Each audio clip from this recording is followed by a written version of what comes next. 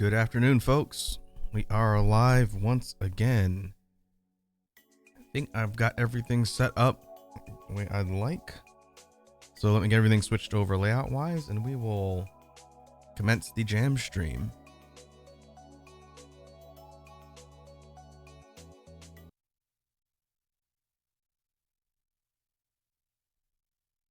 There we go.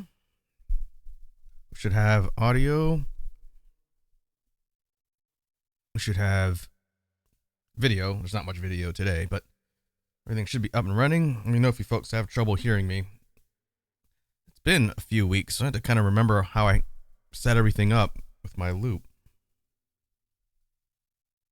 But I should sound a little bit clearer than normal, because when we do the initial part of the stream, I am running everything through my loop station. And then when we switch to BGM, I'll switch my output back to my Scarlett so that I can talk and do stuff on the loop at the same time.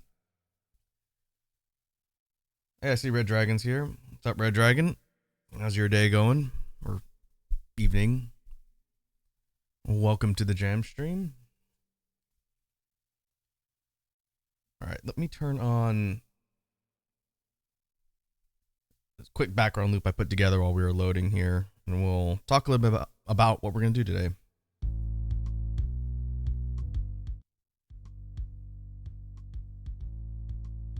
Red Dragon says still sick. Ah, that sucks. Hopefully you're slowly feeling better. I want to avoid getting sick if at all possible.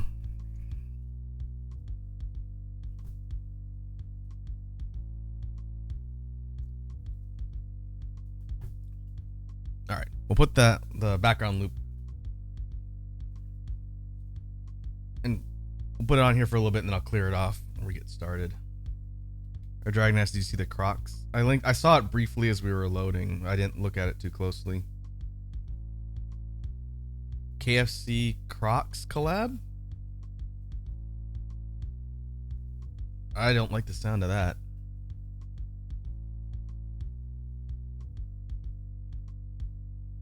I'm just opening the link. I want to actually look and see what this abomination. Oh boy.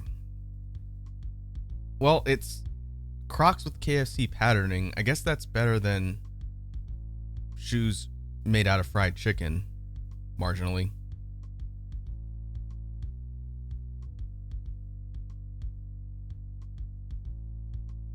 They smell like, ugh.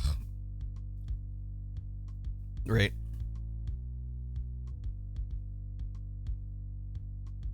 It comes with charms that are meant to smell like fried chicken. You know, this might be a bit of a hot take, but we're just getting started today, so I'm not afraid of voicing what might be an unpopular opinion. I think Crocs are absolutely hideous shoes. I think they're a funny meme, but I know some people who wear them unironically, and I think they're absolutely ugly looking. The idea that you're going to brand them and or scent them with Kentucky Fried Chicken further makes it gross. So yeah, I don't like that. Wazzy would agree. Did she, how you found out about that? I know she's streaming right now, but were they talking about the KFC Crocs collab on Wazzy's stream? Because that sounds like something they would talk about, and I'm sure she'd sufficiently hate it. Ugh. Gross. Thanks for sharing that with me, by the way. Alright, so what are we going to be doing today? It's been a bit. I haven't been doing these jam streams as frequently, but last time, I don't remember what we did last time, honestly. We usually will break down some aspect of beatboxing in addition to doing some practicing and drill discussion before we go and work on BGM ideas. So today I came up with a concept I think we've talked about a little before, but it's been a bit, so I want to kind of build on the idea, and I'll just mention it now. We're going to talk about signature sounds and what that means for the beatboxing toolkit. So first off, we'll start with warm-up like we normally do, and then we'll go into technique sound theory, where we'll discuss this kind of topic I've put together about signature sounds and what that means. Red Dragon says, see, I feel they would be good slippers for indoors, but they cost so much.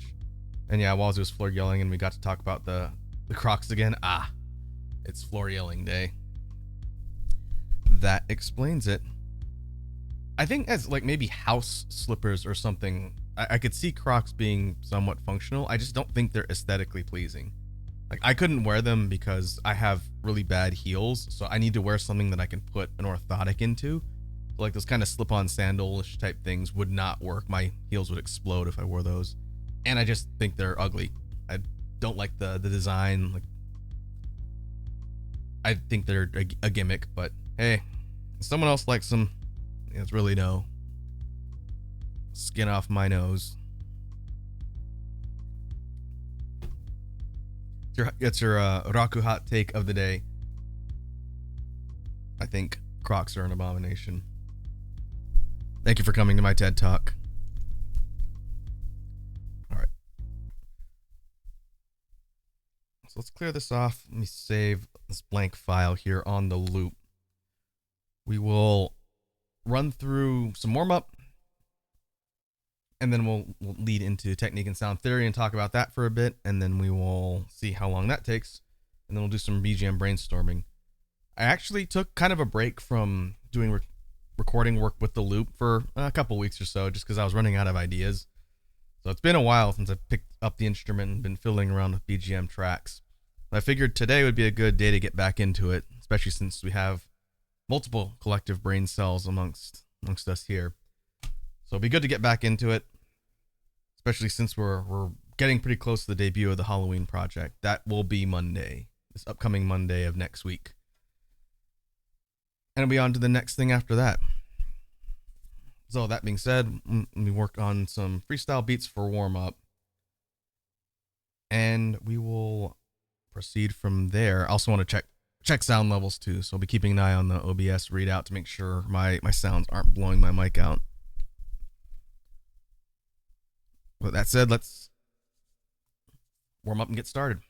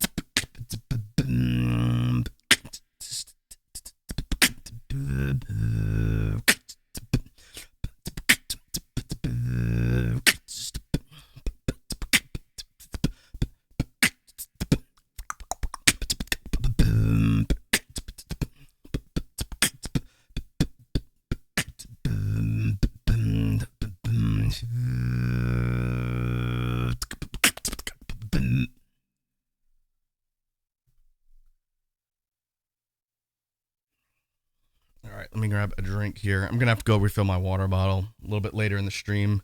I forgot to do so, and I was still working on my smoothie, so that's what I'm drinking for the beginning part of the stream today.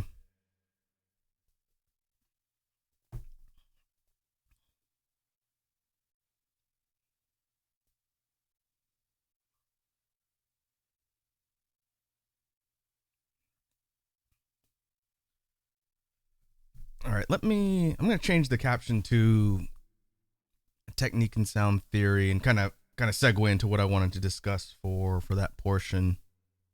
Give me a second. Update my caption. Oh, I deleted the header.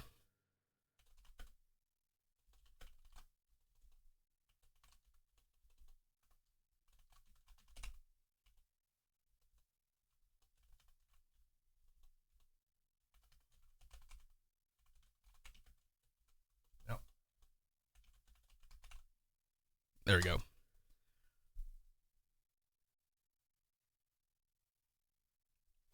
Since I redid my desk setup a while back, it's easier for me to get to my keyboard now, but I still have to kind of bend a bit over my desk in order to type. I have enough space to put both my keyboard and my loop in front of me, but it's a little bit further back towards the back part of my desk, almost under my main monitor, which is a little bit better than before, where I had to essentially put it off to the side and spin my body 90 degrees in order to be able to type. What I really need is a rack, like a rack of things I could put my loop station and keyboard on, but we do what we can.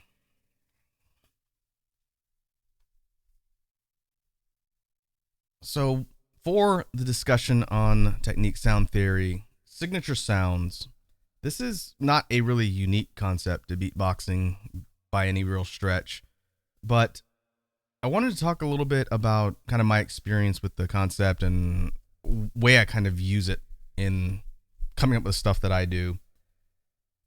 What a lot of people tend to equate, at least amongst the beatboxing community, I think, when they hear the term signature sounds, is something a particular beatboxer is known for doing, whether it's a unique sound that they invented or just a specific style or sound set when it comes to certain instruments or effects within beatboxing technique that the person is known for. Kind of the signature components of their style and or tool set. And a good example for folks within the scene that are pretty well known, a beatboxer from the United States that's very well known in the scene, competitive beatboxer named Napalm, is really known for his proficiency with the lip rolls. He didn't invent the technique, but he really helped kind of propel it into a lot of the mainstream, I would say maybe 5 or 6 years or so ago, approximately. The sort of trendy sounds amongst beatboxing people in the community tends to just kind of come and go like any other things that become popular and then get replaced by something else.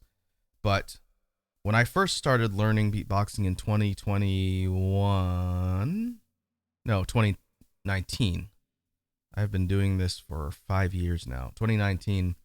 Prior to that, lip rolls were really kind of popular and seen in a lot of different patterns and routines by a lot of people, and it was partly due to folks like Napalm putting a spotlight on techniques, whether it's the simple lip roll, the basic one,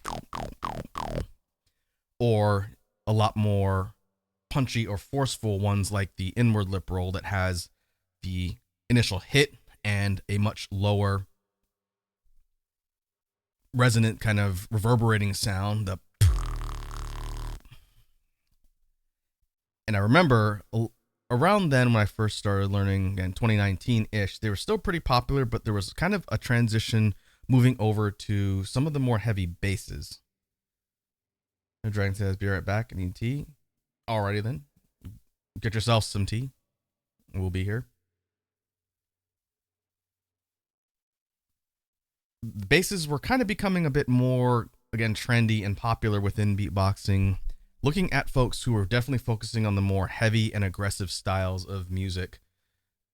Thinking of folks like King Inertia, folks like Vocoder, a lot of folks that were incorporating especially inward bass, which is one of my weaker techniques that eventually I'm going to devote a whole beatbox stream to talking about it. I've been saying it for like a year and a half, but I have been working on that one, but it's not one I'm inherently really that good at.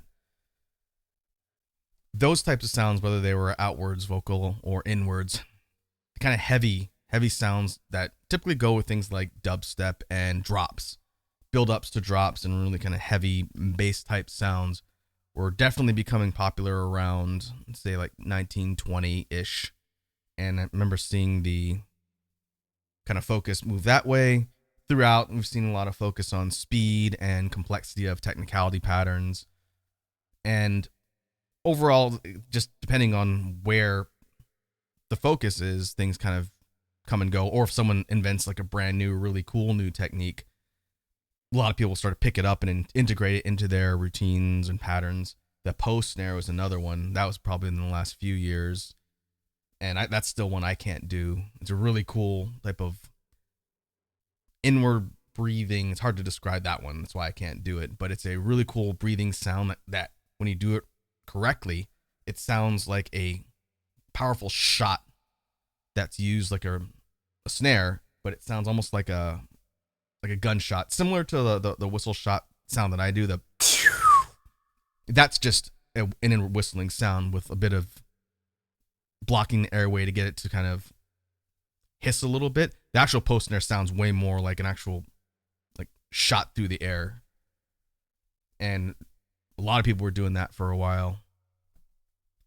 But as it relates to signature sounds, so for me specifically, I don't really have any sounds that I invented. Again, I've been doing this that long, and I know a lot of beatbox sounds and techniques that I've learned since I first started, but I wouldn't say there's any that I invented solely.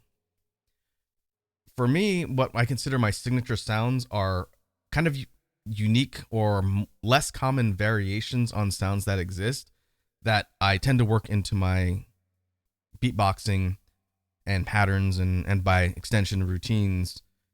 They aren't completely unique, but the way I do them might be a little less common than others, just based on folks I've talked to. And I haven't talked to anyone in the scene for a while. I think I mentioned on one of the other streams we did that I don't really consume a lot of beatbox content these days. I check in every once in a while and occasionally check in on competitions to see who's out there competing. But largely, I don't want to just start inadvertently ripping people's styles off and picking things up kind of subconsciously. So I do kind of research on techniques and whatnot, but I don't watch a lot of like showcase videos and shout outs anymore. Should probably go catch up and see what the current tech looks like. And so I've been kind of just fine tuning a lot of the stuff that I do. And as part of the discussion about signature sounds, at least for me, and the stuff that I've kind of learned, I figured it'd be interesting to talk about what I've put together since I've started learning and kind of reiterate what we've talked about in the past about how I've tweaked little variants to be unique to the way I do sounds. I don't think I'm the only one who does them that way, but it's a little less common. And so I've thought of some specific examples I could bring to the actual discussion, and we'll talk through them and talk a little bit about how the technique works and whatnot as part of the discussion. So the first one I think that I know I use a lot, in fact, I use this version more than the standard version, is that inward lip roll that I talked about before.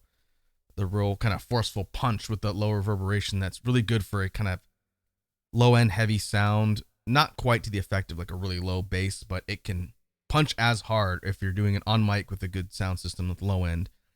And so the regular version of the inward lip roll that I did in the explanation earlier is the one that sounds like,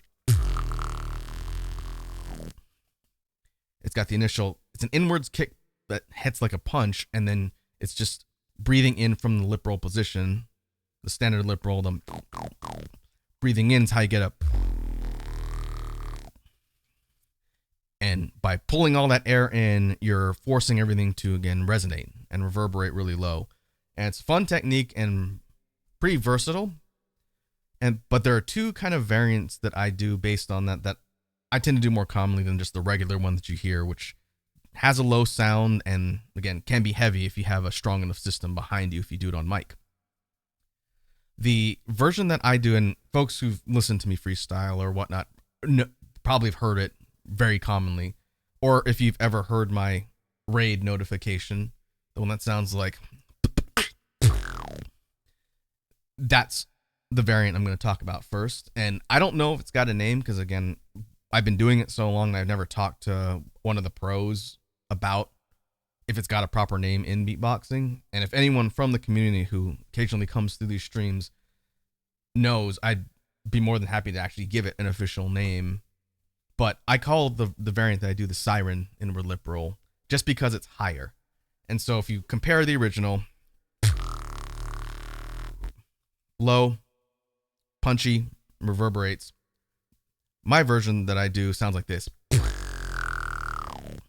It's much higher.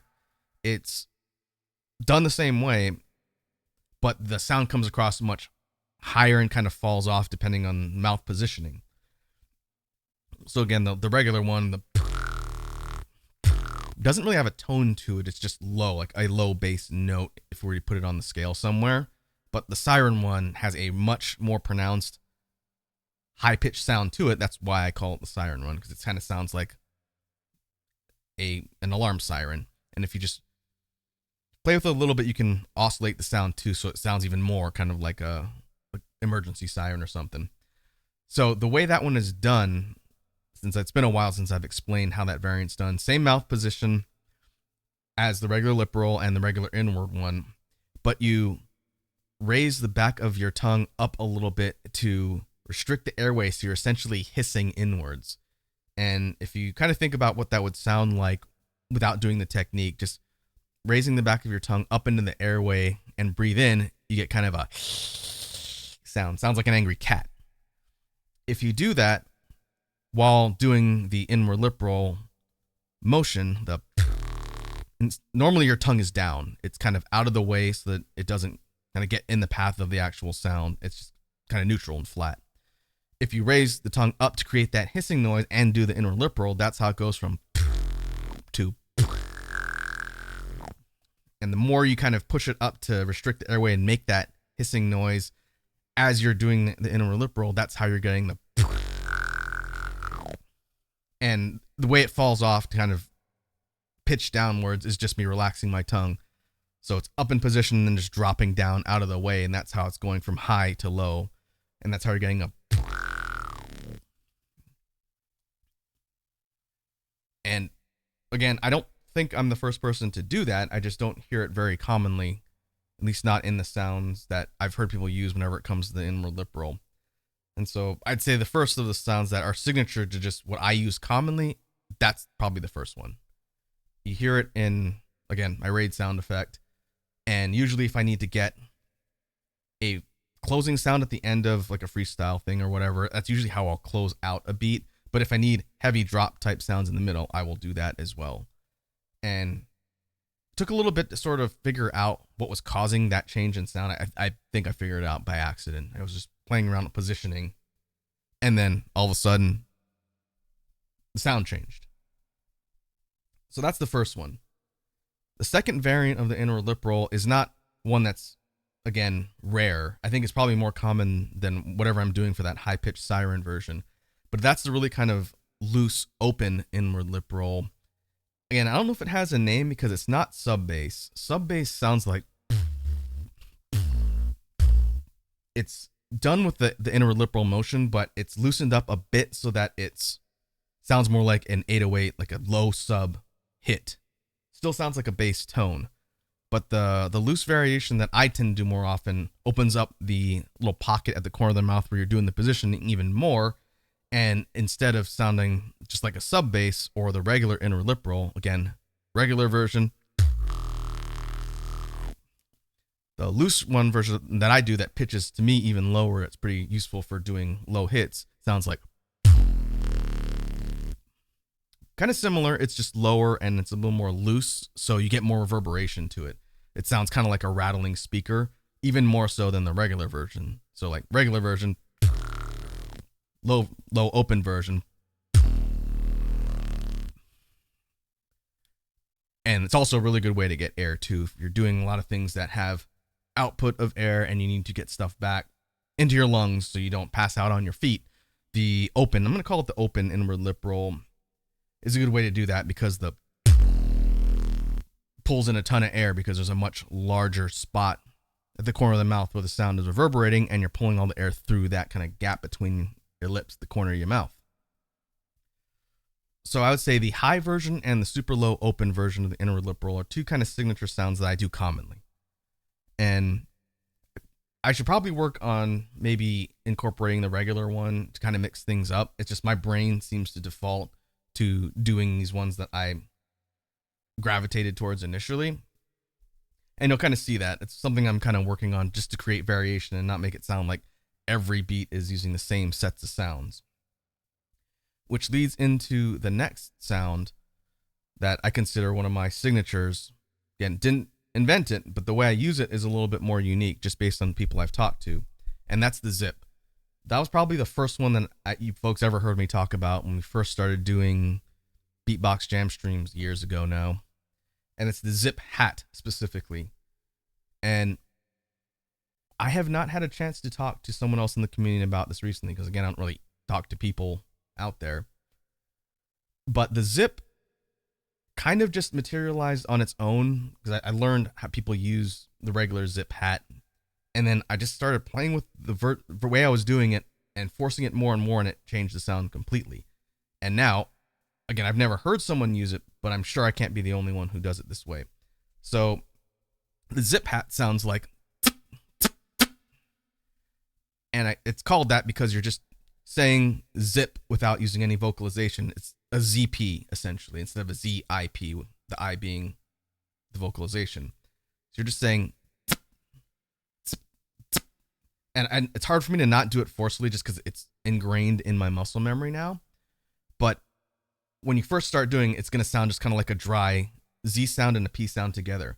But if you force the air through a narrow gap in your lips as you're clamping down and then clamp down hard in a quick burst, similar a little bit to a BGM snare, but instead of using just your lips completely, you're using a little bit of mouth pressure. This isn't a breathing sound, it's just mouth pressure. And then on the P sound, the ZP, you're clamping down and forcing it through, and that's how it's going from just a zip, zip, zip to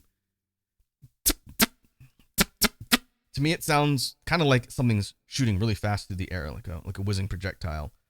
And so if you kind of elongate it a little bit but keep it forceful, that's how you're getting them. And it becomes rapid the more you practice doing it, just like most other sounds that are technical.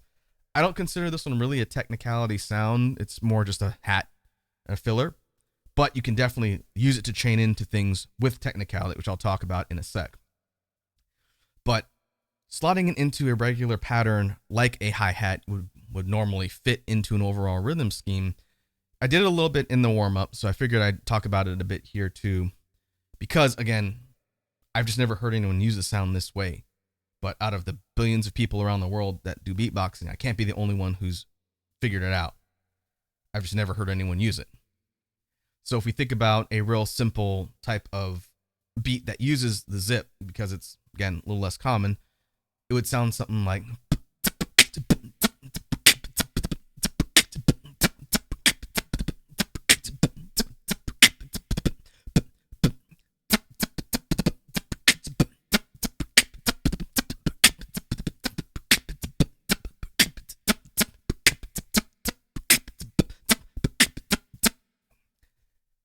And just by getting more comfortable with doing that sound and forcing yourself to be faster with it, you start slotting it into things rapidly or back to back. I think I've done it before. It's just like a real quick filler in between where I'll do like 3 of them back to back. So it sounds like, which is just the sound repeated 3 times. I see Red Dragon is back. Hope you're enjoying your tea. Sipping on that tea. But what's kind of interesting about the zip sound is its positioning and its really close proximity to other sounds that are similarly placed around the face, mouth anatomy. So I talked a long time ago now, it's been a while, about some specific patterns that combine the zip with other sounds, essentially forcing it to become like a technicality sound because it chains into things pretty well. And we talked a little bit about a zip double kick or a triple kick, a zip rapid kick pattern just taking the and then for the kick, or a double kick, a BTB, and combining them together, and you get something like. Sounds pretty simple on its own, but when you chain that faster and you try and do it rapidly, you get almost this kind of galloping rhythm that's taking the zip sound and then adding the multiple kicks behind it. And again, that's not something I've seen really commonly either. I'm sure someone's thought to do something similar that combines the sounds. But if we illustrate what I'm talking about here and you chain it all together rapidly with just those two sounds, you get.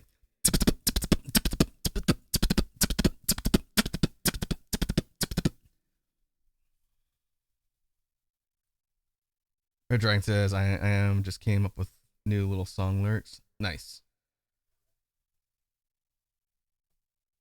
I have been also working on song lyrics. I've been struggling with one song that it's written, but I'm having kind of issues with the patterning of the lyrics.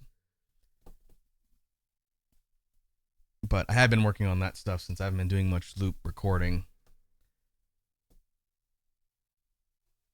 There's never enough hours in a day. And so thinking about how the zip as a unique sound combines with other things, kicks works pretty well. It also combines with the BGM or spit snare really well because it ends in the same spot that the spit snare starts in. And I think I've talked about this a little bit too, but we'll kind of walk back through what I mean. So and be careful with that one because it does hit the mic kind of hard.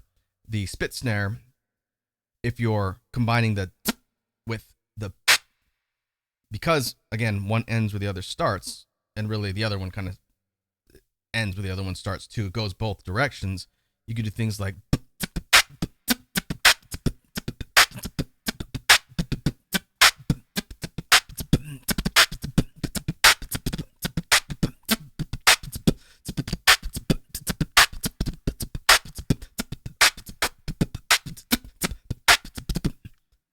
And even just a combination right there of the zip, kicks, and the BGM snare. They're all done in the exact same kind of spot. The center of the lips kind of close together.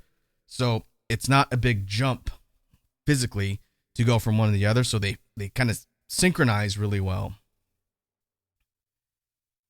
Adrian says, I can help if you want. Yeah, I'll let you know. I think for that song I'm working on, it's not the lyrics themselves. It's just kind of I think it's going to come down to syllables and flow. The real challenge is I'm used to writing rap lyrics, and I'm trying to write song lyrics for singing. And the kind of syllable dividing and flow is similar, but because you have a lot more flexibility with the way things are sung versus the rhythm and cadence of like rap bars, it's different. So I've been learning how that kind of flows into overall song construction. It's different, but I've had some interesting results, and hopefully I'll be able to share some of those results with all you lovely people at some point in the near future.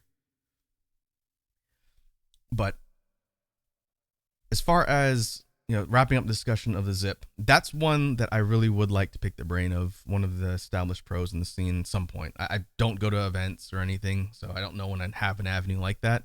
But if I ever get a chance to talk to a fellow established beatboxer, I'd be curious to see if they've been familiar with people using the zip that way, because you have to take the regular just ZP sound that people use, which sounds more like a sp, sp, sp, sp. That is common. I've seen that before. You can either use it almost like a reverse on a record, or just in between beats, like sp, sp, sp, sp, sp, sp, sp. And it does sound like you're kind of cutting the record back. But the zip hat that I use is more forceful and faster. So instead of it being kind of light and airy with a sp, sp, it's and it sounds more kind of strong and almost piercing.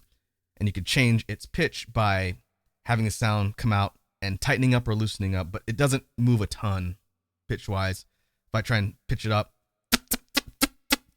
versus,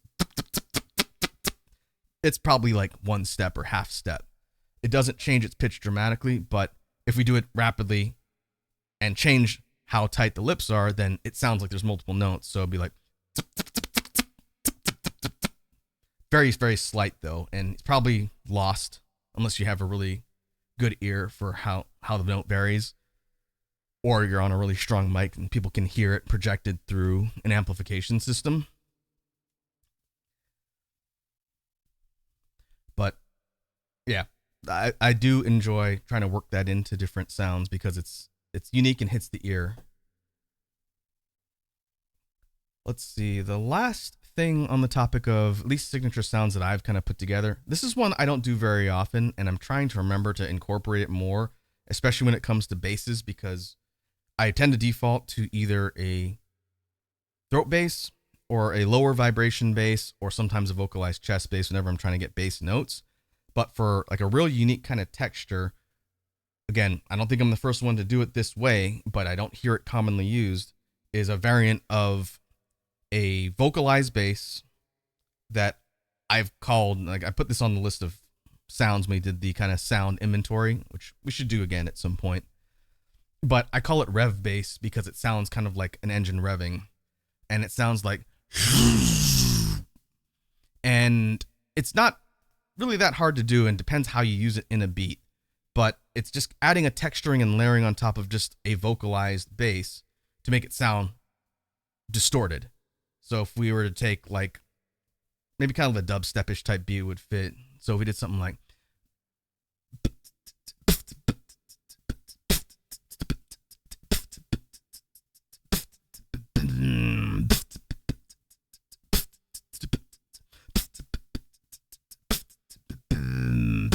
that's just using a regular throat bass as that descending note. If we do the same beat and we slot in the rev bass version, it's going to sound similar, but it'll have more audible distortion. So it sounds like,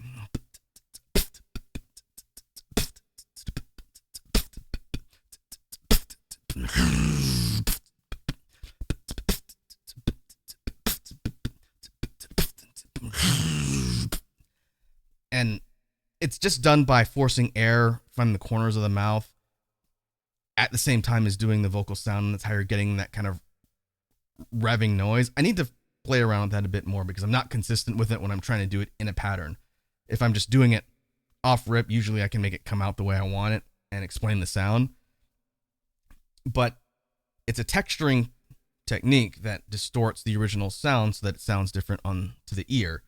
And again, people have been layering things with like a vocalized bass forever.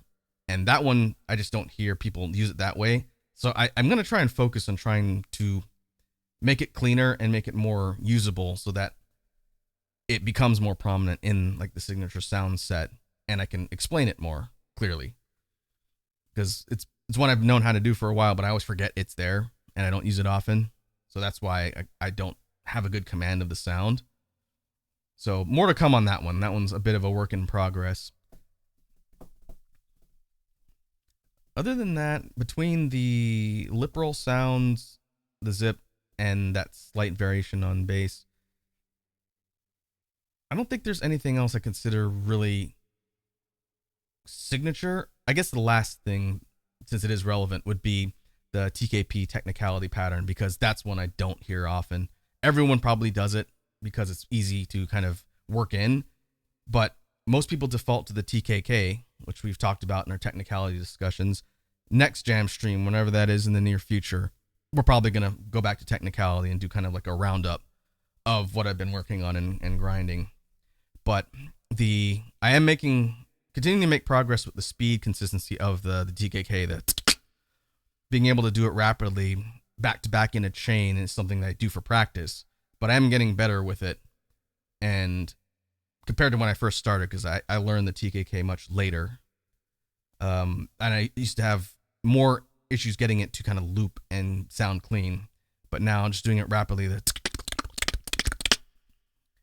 that took a long time of just drilling, because you're just doing the T sound, just a standard K sound without the vocalization, and then the brim shot, which is another type of snare. Those three back to back is the triplet pattern for the TKK. And so just doing that and getting the mouth position and muscle memory to be able to do it quickly is how you're going from just a tuka. And I couldn't do that effectively for a while, so that's what I've been practicing. And also varying other things like an FT hat or just an F or things in the chain, so it's not just doing the same 3 back to back. It's starting to incorporate other things, so it might be something like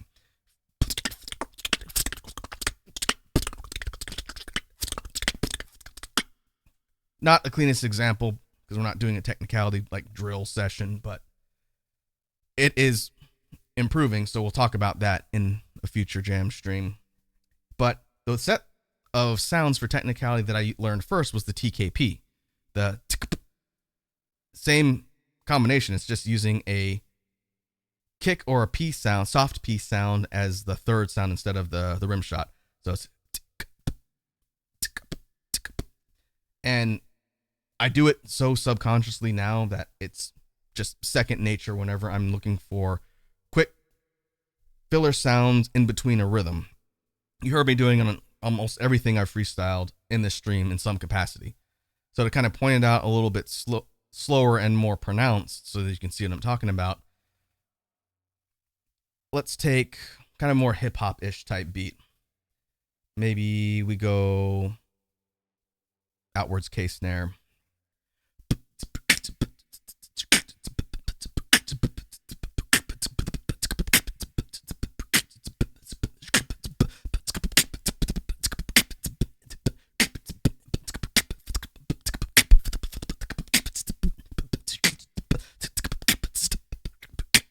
And so every time you're hearing that really quick, rapid fire, like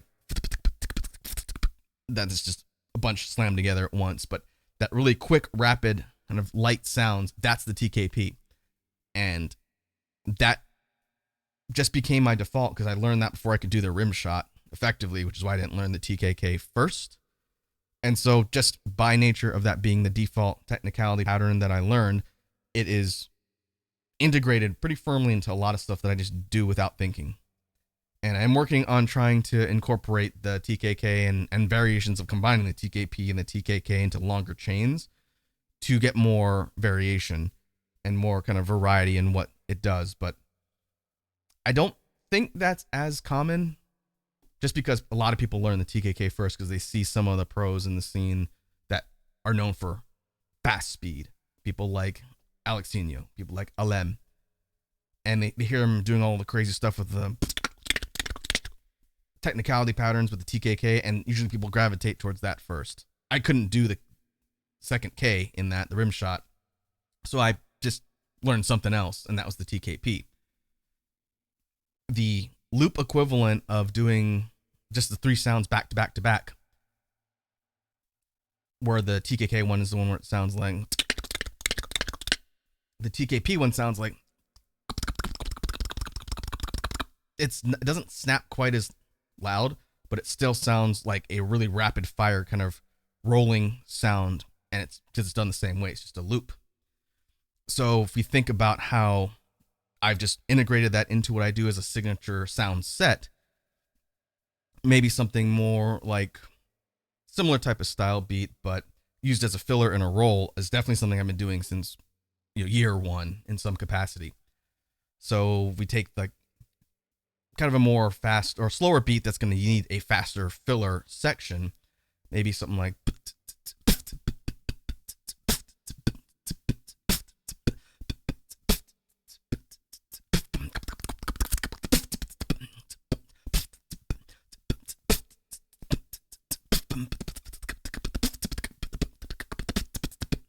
and you can hear the kind of variations, but I've been working on trying to, one, not just rely on that triplet pattern, but to also do things like add in other hat runs, regular hi-hat runs, open-closed hat runs. So that's how you're getting something like, I just sort of did a variation there without thinking, wasn't intentional. But instead of just a rapid chain of just the 3 TKP sounds back to back, it was something to the effect of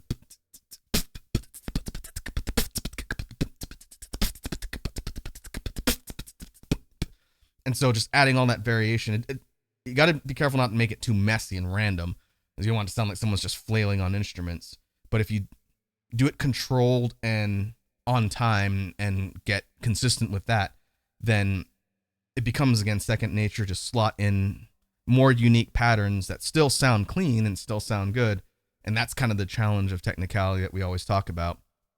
How are you going to put all the different sounds together in a way that sounds cohesive and not messy, but still sounds impressive and fills the gaps in your overall patterns or routines, since that's the whole point of technicality. And it's one of the most fun things to experiment with, which is why we talk about it.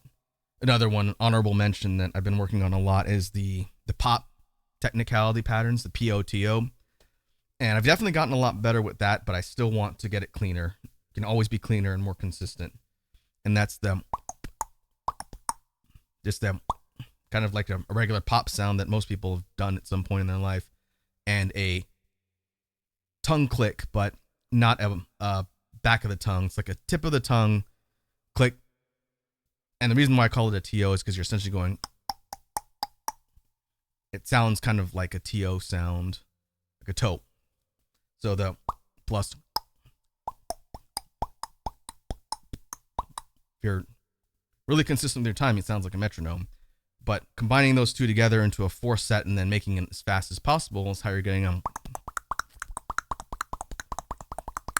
doing things like adding an F at the start to kind of kick off the chain of 4 sounds into a 5 is how you're getting and that rapid run of the POTO is something I've been working a lot just in grinding offline and trying to get better with it, so that I could do it on command in a beat. It's harder when you're trying to jump from one position to another, because it's primarily, for the TO, it's all tongue accuracy and consistency. And for the pop, not hard to do, but when you're going from one mouth position to another and trying to get them to actually sound forceful and hit without it sounding kind of mushy and losing it within the sound set, that's the challenge that you have to kind of juggle when mixing in something that's going to be rapid and bouncing between things with them.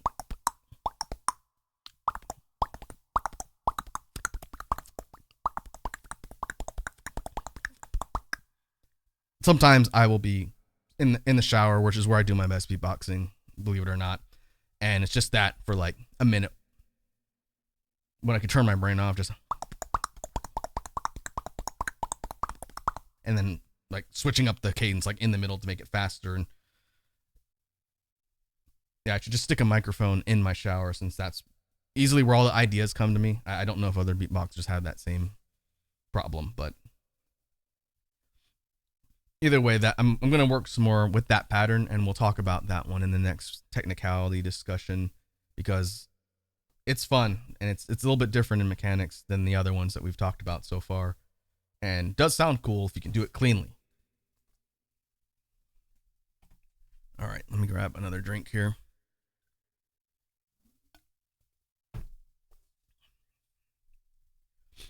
So to kind of circle back on the discussion so far, technique and sound theory,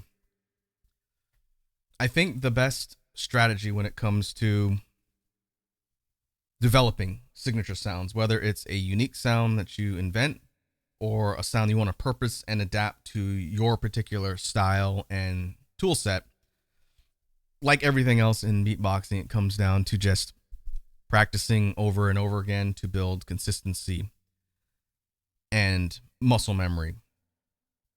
And whether it's a vocalized sound inwards or outwards, whether it's a snare type, whether it's a specific technicality pattern, anything, any type of sound in beatboxing is improved by just repeating over and over again, which is what I do like about it, since I'm a type of person who does kind of gravitate towards grinds, not just from like an experience perspective, but repetitive things you can do over and over again. I will integrate into like my day-to-day when I'm not, talking to another live person or doing something specific, because I could be sitting there working at my, earth job, doing something really mundane, and then just practicing technicality stuff. Cause assuming there's no one around, I'm going to bother. I don't want to be a nuisance, but beatboxing is a really easy thing to just practice as long as you have the space to do it. And that's kind of handy. I try and do a lot of dedicated practice, but sometimes it's just throughout the day whenever I'm doing, again, mundane things and find myself experimenting with patterns or sounds or whatnot. And that's kind of how you see a lot of the stuff that comes out in freestyles.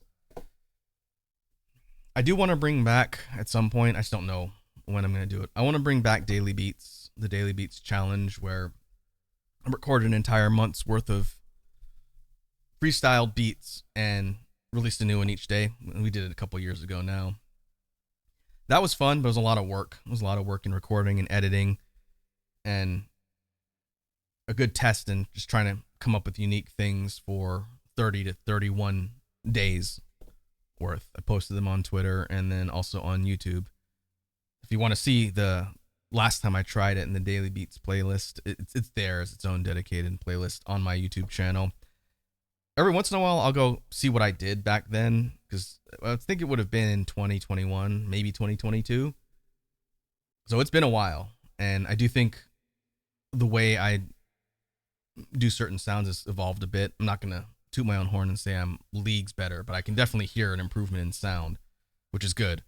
So I think it'd be good to do another 30 days or 31 days worth of beats and compare that to the previous time, and hopefully it'll be a more obvious kind of progression.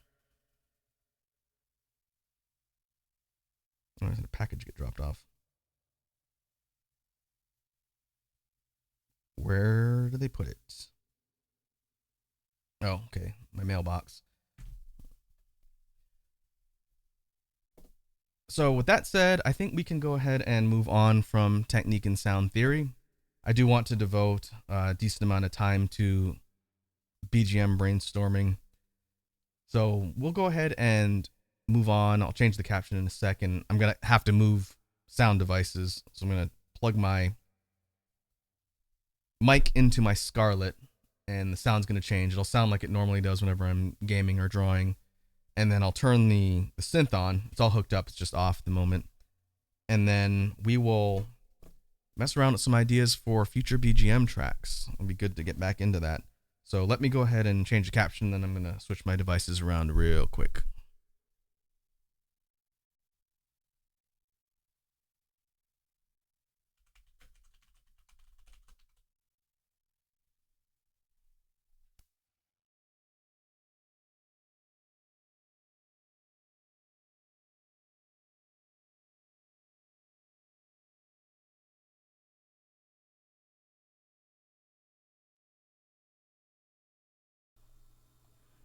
All right.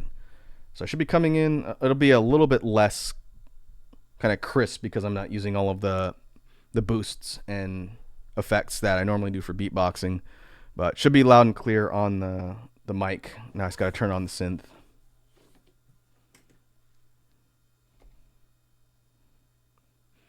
And make sure that's not boosted, otherwise it's going to absolutely destroy the output on the broadcast. So I can unmute 505.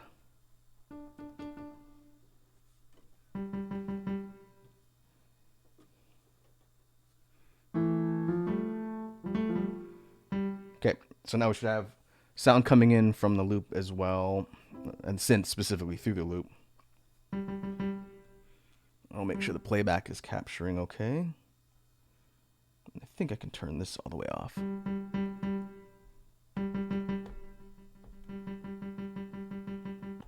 Okay, loop-wise, everything looks like it's hooked up. So first off, I was thinking about what I wanted to do style-wise, and I don't have a plan. At this point, with the Halloween BGM pack coming out next week, it's kind of open season on tracks to put together. I think after that, it might not be till January, because I don't want to cram all my releases together. The next one will probably be next year. We'll see. It'll be a smaller release, so maybe I'll try and squeeze it in for the end of the year.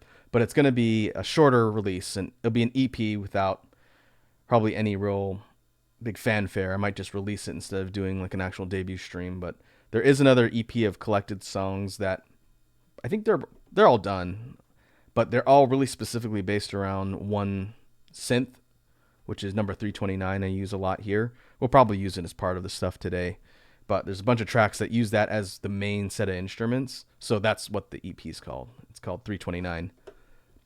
And so that will be coming out after the Halloween one at some point while I work on the next major release. And I don't know. I've got some ideas for things. I do want to do a remix album of last year's Halloween tracks. I've got most of them done, but I have to record some stuff in addition. So there will be that coming out. And that might be further into 25 as the next major release after the EP. And after that, we'll see. Might circle back to electronic, higher energy things. I'll just have to see. I would like to do another RPG album too, but it won't be to the extent of the ones we've done so far with the animations. I would like to do something like that again, but with the Songs of the Spiral earlier this year and last year's Lost Kingdom, I talked to Wazzy a bit, and I think we're gonna, if we do anything, it will be with something new, like new characters, new idea, or new story, or something else different from the cast of Lost Kingdom and the sequel Songs of the Spiral. So I would like to do another RPG inspired album, but it'll be something completely new, and it might be in the far off future because I'd like to take some time to kind of write and design some things that are going to build off of what we've done before. So that's way, way out. But for now, let's start with something kind of chill. So set up the rhythm and see what we kind of put together. I got to kind of jog my memory because, again, it's been probably a good 3 weeks plus since I've tinkered around with stuff on the loop station. So we'll cue up one of the percussion instrument sets, and we'll start with, we'll go for kind of a slower mid-tempo rhythm, but we'll try and do something that we haven't done so far. So if we take kicks and like the rim shot here, that slight trip hop-ish inspired rhythm, I've done a lot of permutations of that so far, so probably gonna avoid doing that combination for the near future. So instead, let's see if we can still find something that's got kind of a groove to it and it's smooth, but doesn't look like just an iteration of that one, because I don't want a bunch of similar rhythms across all the tracks.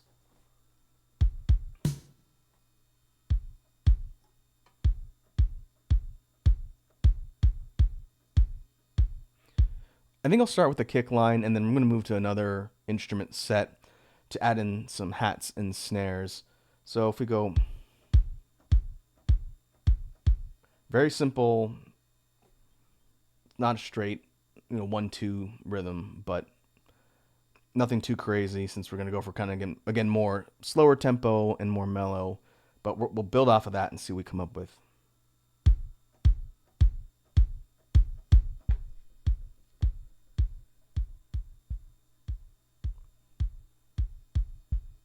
Okay, let me see if I can get that to loop a little bit cleaner. And also I'm testing playback to make sure I'm not overloading the broadcast with sounds coming out of the loop.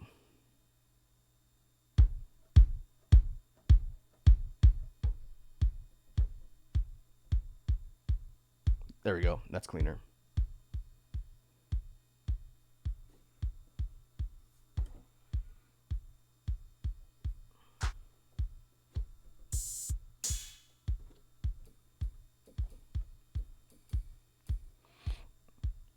All right, I'm going to try and pair this with a good complementary hat.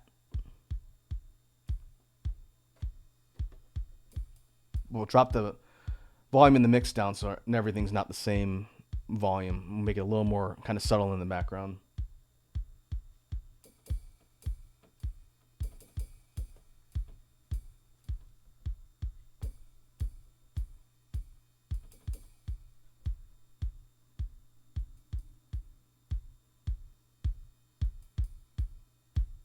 No, that might be a little too soft.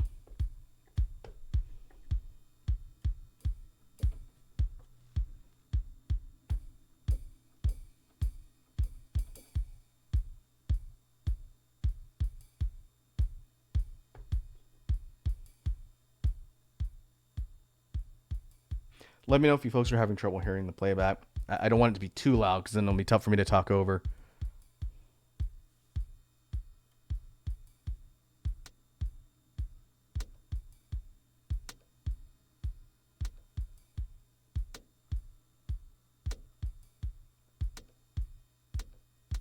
Okay, this is, I don't know what kind of snare that is. It's kind of like a click snare. What if we add a little bit of delay? Maybe back it off a little bit.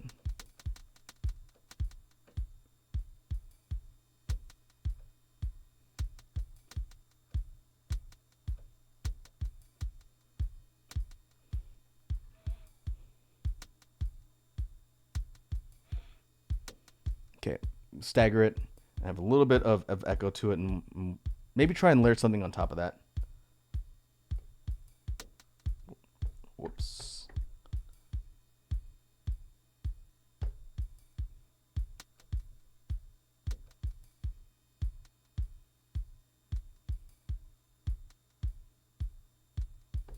Okay, that rhythm, but let's make it a little bit more pronounced and louder.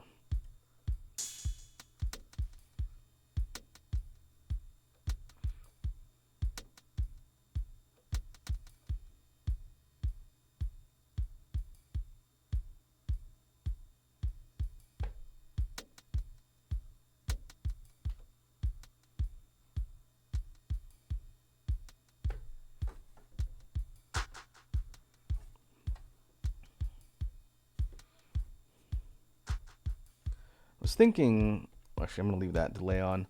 If we add a filter effect to a clap snare, we can make it sound a bit more muffled because I don't want it to be that sharp for a more chill sound.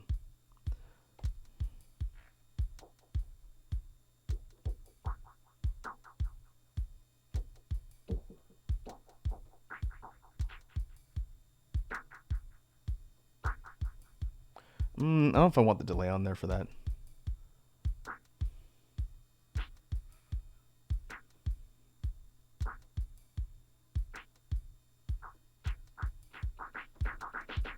And there is some variations being caused by the filter because it oscillates. So I don't want it to have different sounding snares. So I'll back the, or push the effect a little more.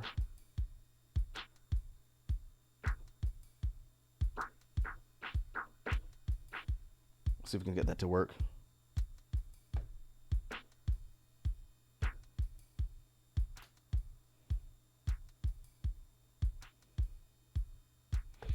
Not bad. It's still kind of soft though. Let's boost it up a little bit.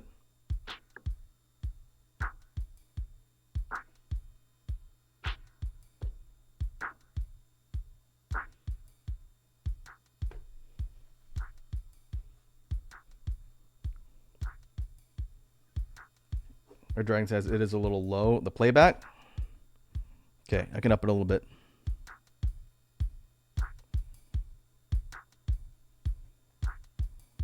How about that? I should be pretty audible over the playback. Is that better?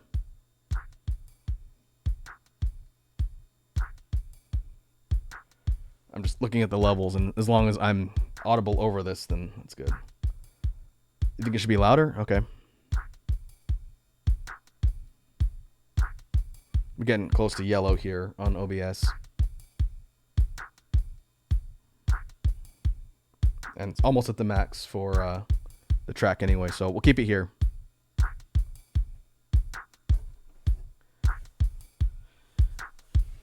Okay, sounds good. All right, let me know if anything else comes across weird, but we'll keep it balanced there for now. All right, bass line next. What I was thinking was maybe a really slow, sliced, sequenced bass line boosted with guitar to bass to give it kind of that low end, but something that has a rhythm to it. So it's not just straight tones, just not single notes. Something that has a bit more of a rhythm that goes in line with the rhythm we've set up for the actual percussion. So if we do that, let's see. Let me go dance bass.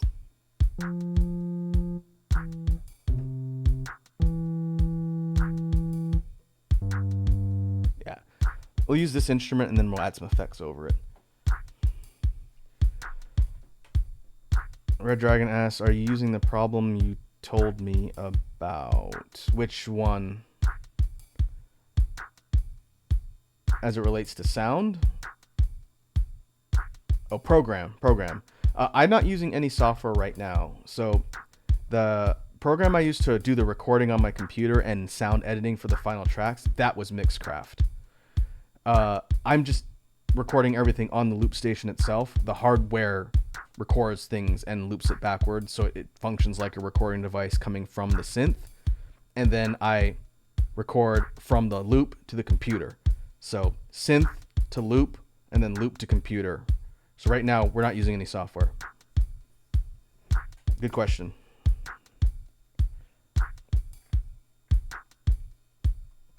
Okay, guitar to bass. First, let's kind of come to a good point on the low end.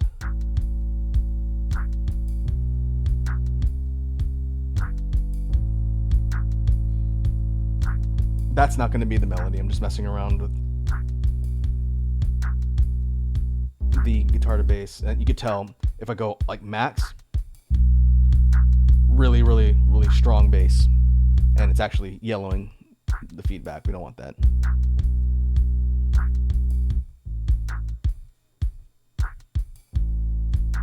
Maybe about here.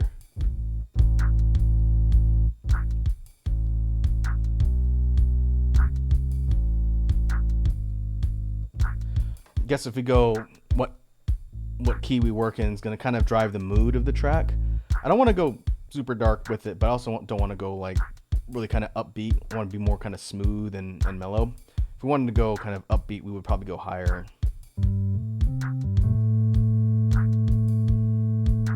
But let's stick around here.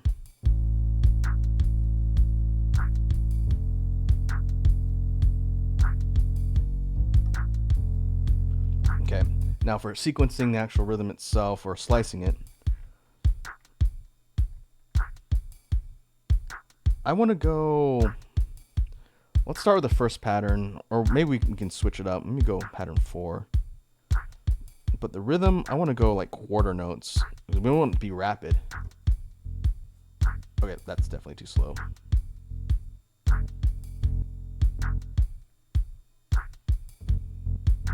I guess we can speed it up. It'll just depend on the rhythm of the actual slice pattern.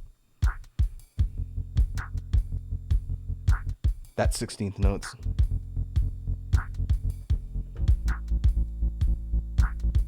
That's triplets. I think triplet might be a bit too kind of gallopy.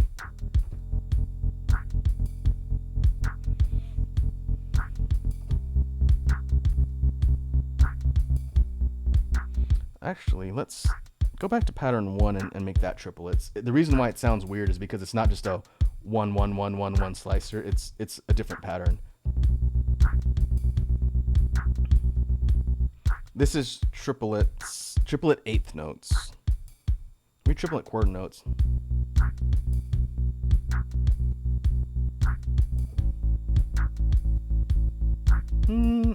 That's not terrible. We could even do something like add panning delay to that to make it move around the headphones and the sound channels of the listener too.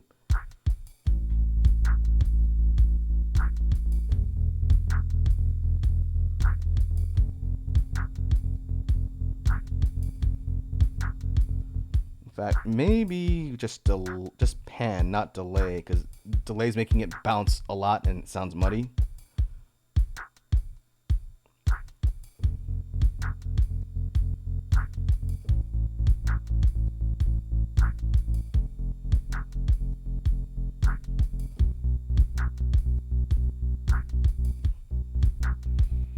I don't know if this comes across on the broadcast because I can never remember if by default my output through OBS is stereo or mono, but in the actual recording, when I'm doing one note, it's kind of ping-ponging between the left and right channels, so it sounds like it's moving around the listener's head, which is kind of a fun effect that pan causes. But the rhythm, I don't know if I'm entirely sold on the rhythm.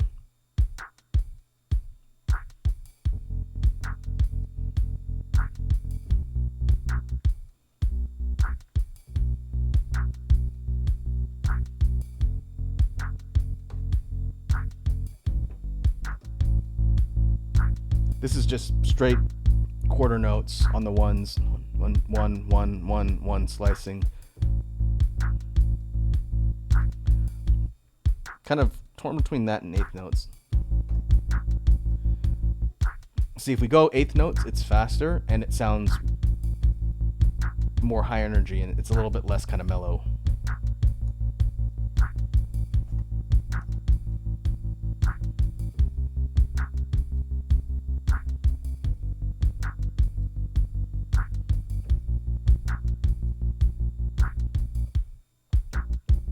Now, I don't know if we really want that. We want it to be, again, kind of more slower tempo. I think I'm going to go...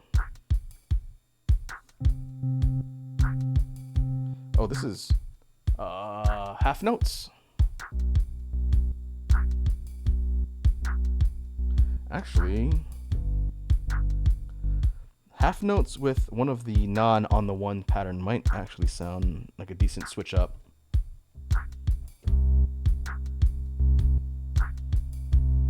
This is 4.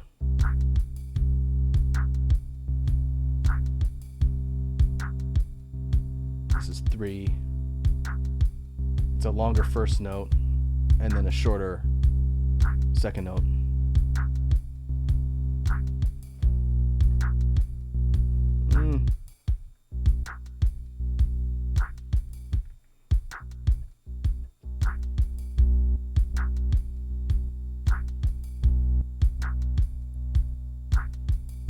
This is emphasis on the one,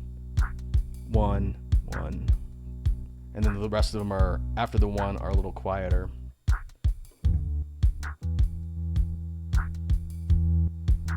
You know, I think Slicer isn't really gonna fit too well for this if we're trying to keep it kind of smooth. So I'm gonna change my mind and go to single notes, but keep the panning on there so it'll move around the sound channels a bit. Now let's figure out where we're going to put the bass line and move on to the rest of the track.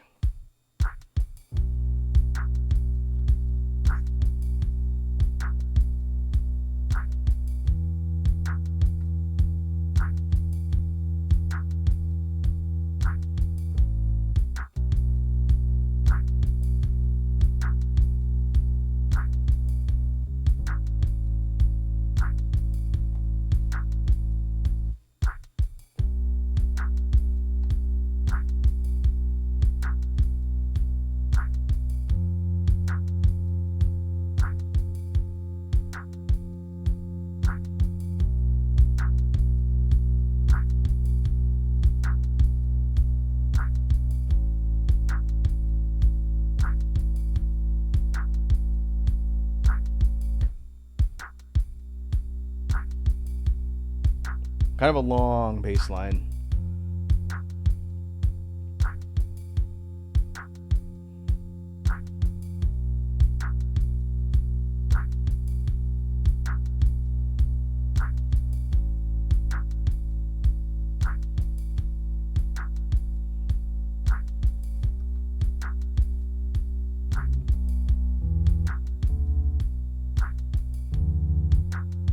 I almost feel like that first high note's like one step a little bit too high.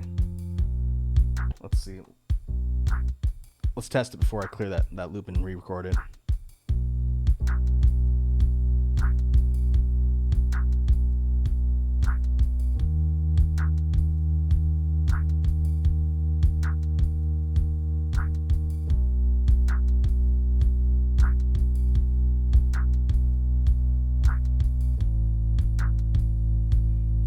I think I like that a little better. Same rhythm, just gonna change the notes slightly.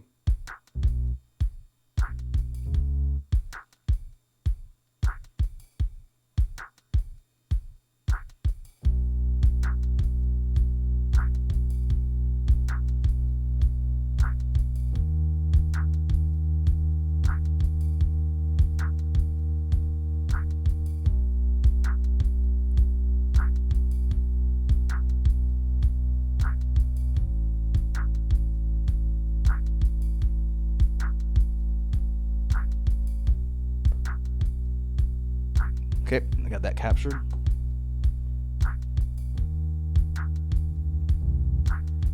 And And we could layer this with some strings to give it a little bit more variation on the bass line itself. I was thinking about that as we were recording it. We do that without any effects, so it doesn't just double up on the low end.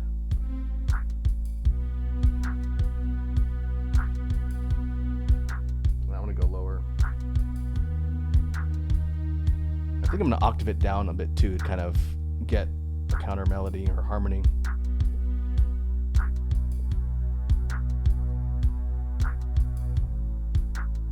Yeah, okay, that blends pretty well.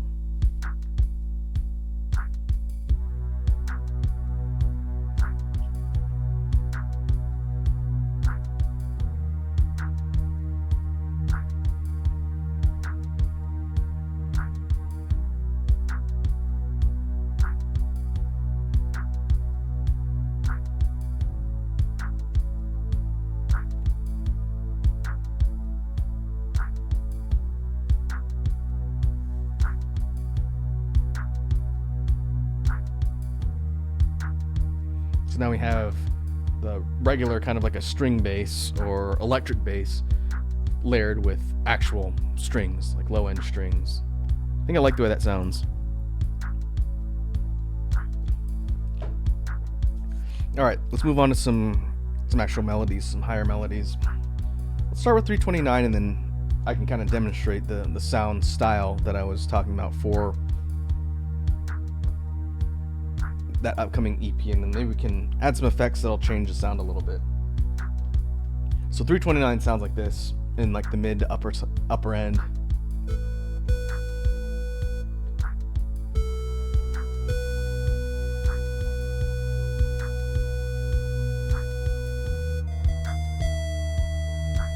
It's very kind of video gamey.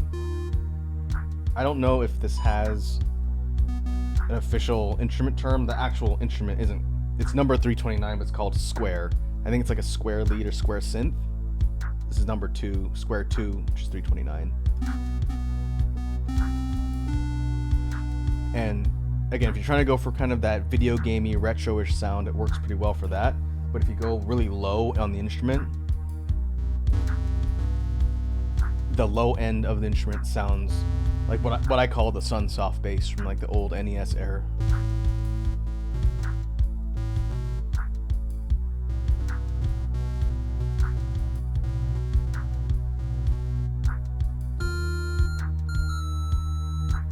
So I'm thinking we go maybe about here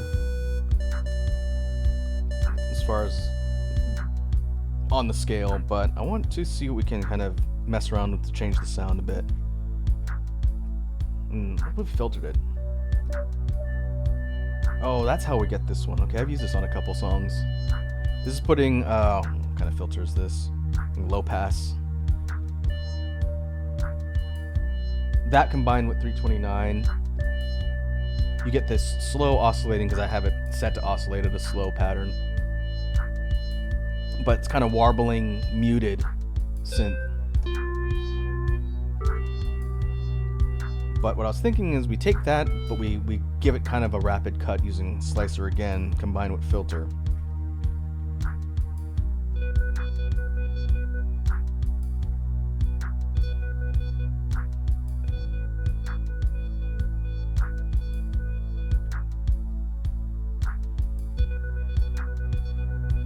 This is a triplet 16th or 8th note. This is 16th note. This is getting pretty rapid. I don't know if I want to go that fast.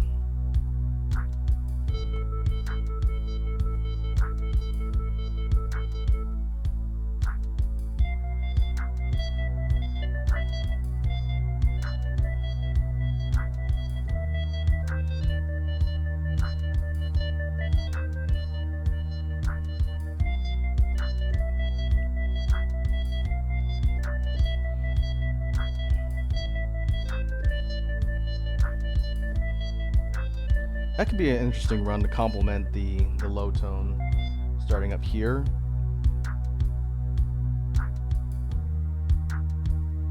We'll loop it with the bass line. I want to start in the middle of its sequence. So wait for it to start all the way over.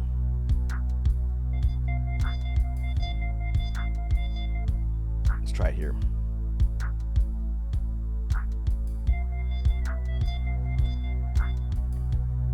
I could hit the wrong note too. That'll just waste my time for about 15 seconds.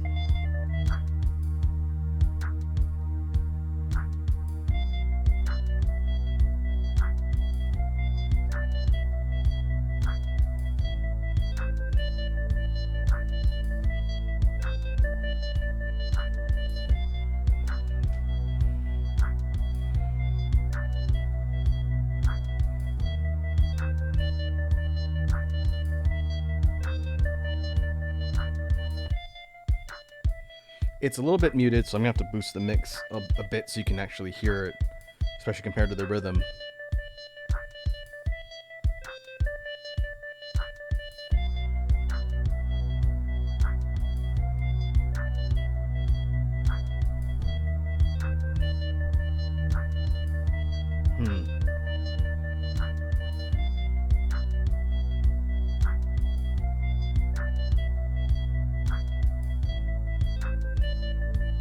I think it does line up. I realized that because I did this one half as long as the overall baseline sequence, when it dips back down on the second repeat, I was kind of listening to see if it sounded horribly dissonant, but I think it does blend okay.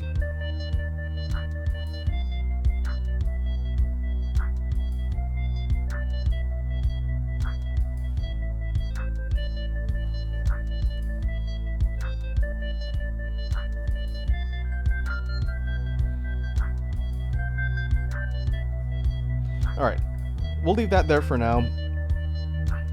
Let's take a look at the rest of the couple tracks and maybe come up with something that's going to complement this and or be something we swap in and out.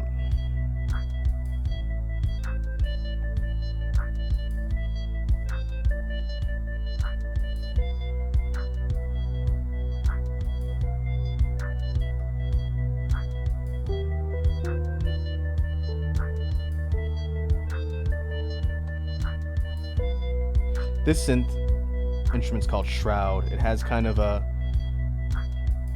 basic synthesizer sound, but it's almost a little more kind of ethereal and ghostly. Might be hard to hear.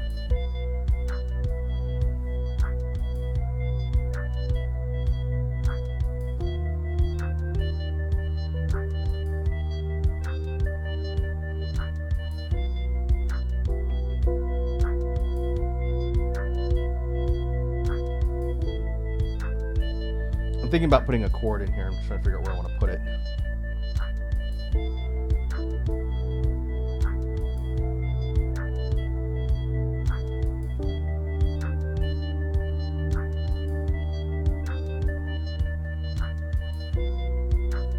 Actually, maybe pitch it down. Wow, I don't know what that sounds.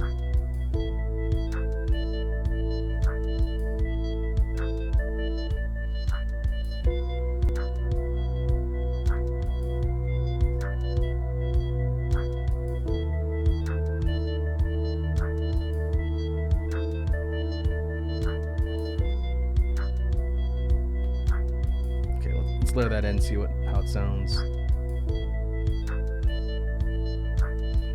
Not bad. What if we take out this synth for a second?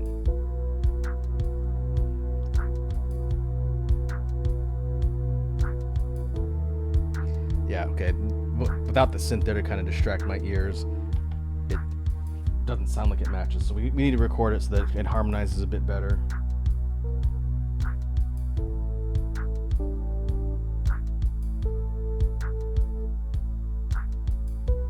Here's the note that the bass line is technically starting on, just up a couple keys, or octaves rather.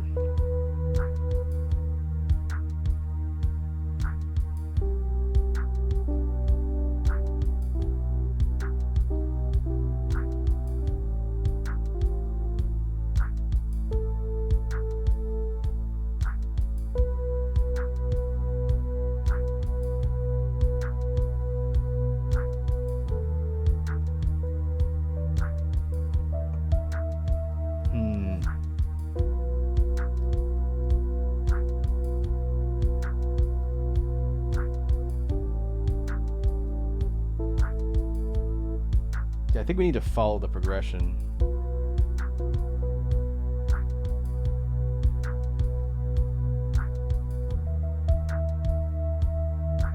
This is just the same note progression, just higher up. I think it's going to be too samey.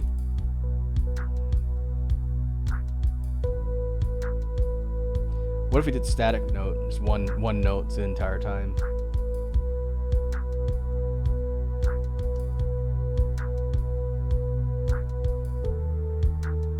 Okay, I got an idea. Let's capture this and see how it sounds once it repeats.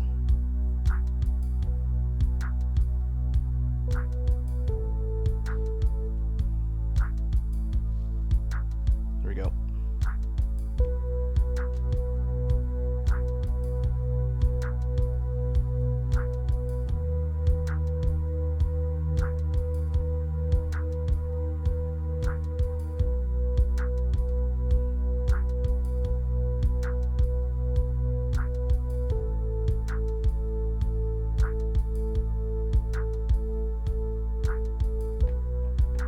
What I did there was I just held the note for the entire first half of the bass all the way to like the last quarter, and then I had it step down to match the bass when it steps down at the end.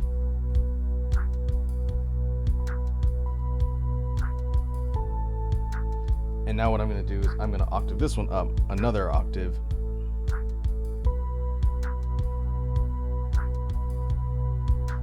And we'll keep it here.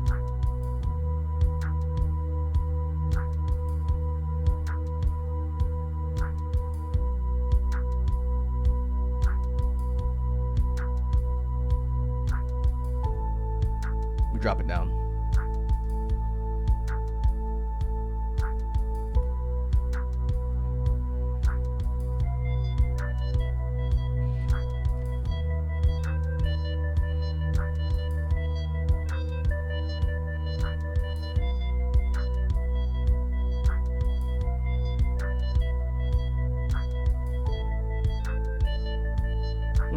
Interesting combination. I think it works.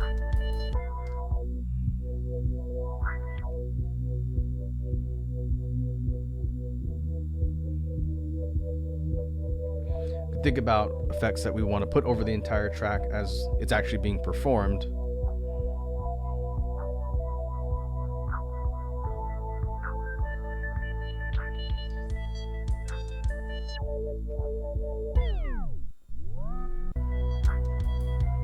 I forgot I put vinyl flick on effect A there.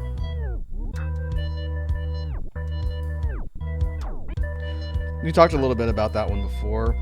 I wish there was a way to use that kind of like a record scratch like you would on a turntable. Instead, it's basically just slowing the record down till it's like slowing it down and then letting it run at a slower rate instead of doing like a cut.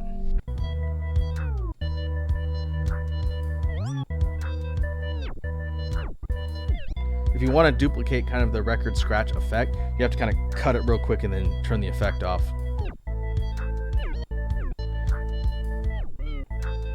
Doesn't really function that way, but you can do some kind of neat stuff with the actual tempo of the looped track itself.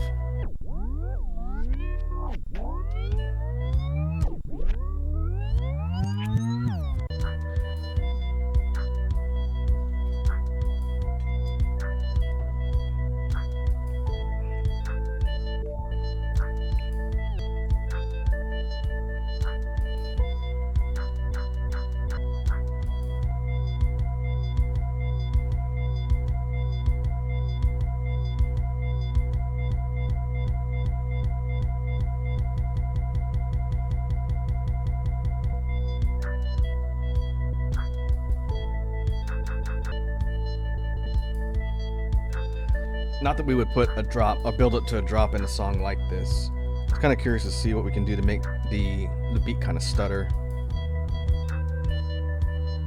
What we could do, it would require some really quick toggling on and off of the effects. We could put the track effects only on the rhythm, and if we did that,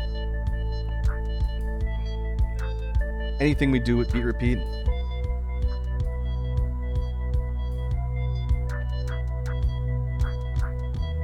only applies to the rhythm because the other tracks don't have that effect turned on.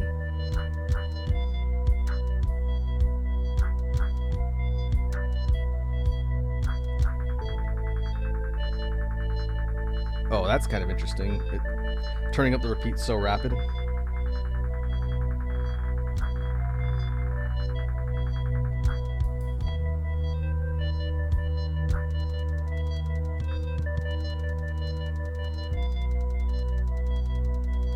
It's too bad you're only getting like a little bit of the hat repeating so rapidly.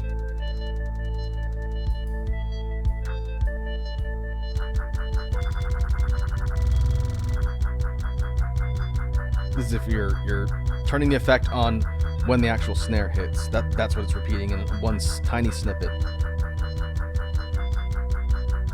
That is stressful.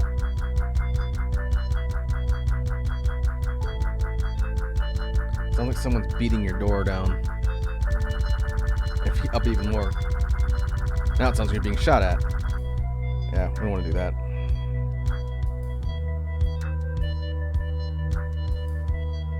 Okay. Before I do anything else, let me save.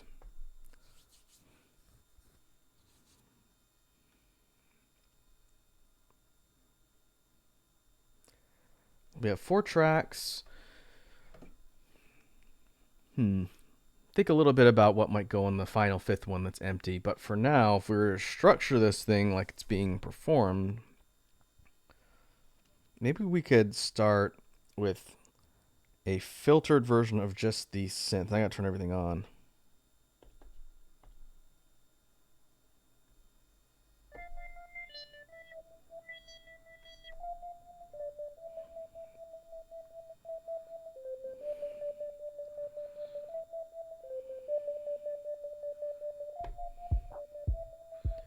We could bring in the beat, also muffled, and then we turn everything off when the bass line comes in. But I think I came in the middle. Oh no, that's right.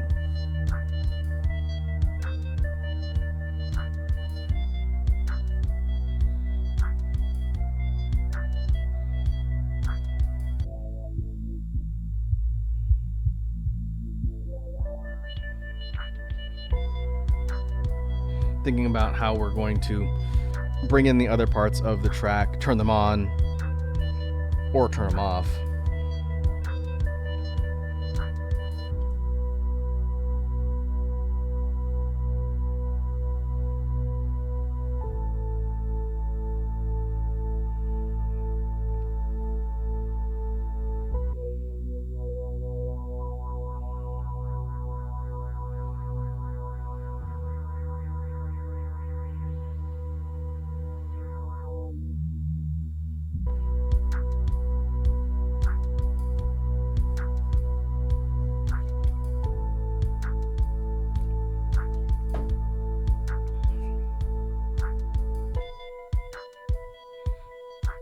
I think for this one, it would be kind of a mix of having things come in sequence, then go away in sequence, and then have things pair differently. So having like the bass line drop out here.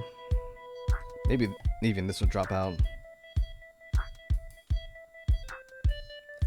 And then we cut this one out and bring the bass line and the high synth.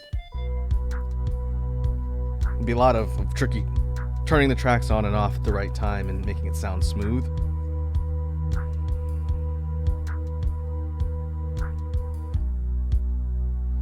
We could end with just the bass line.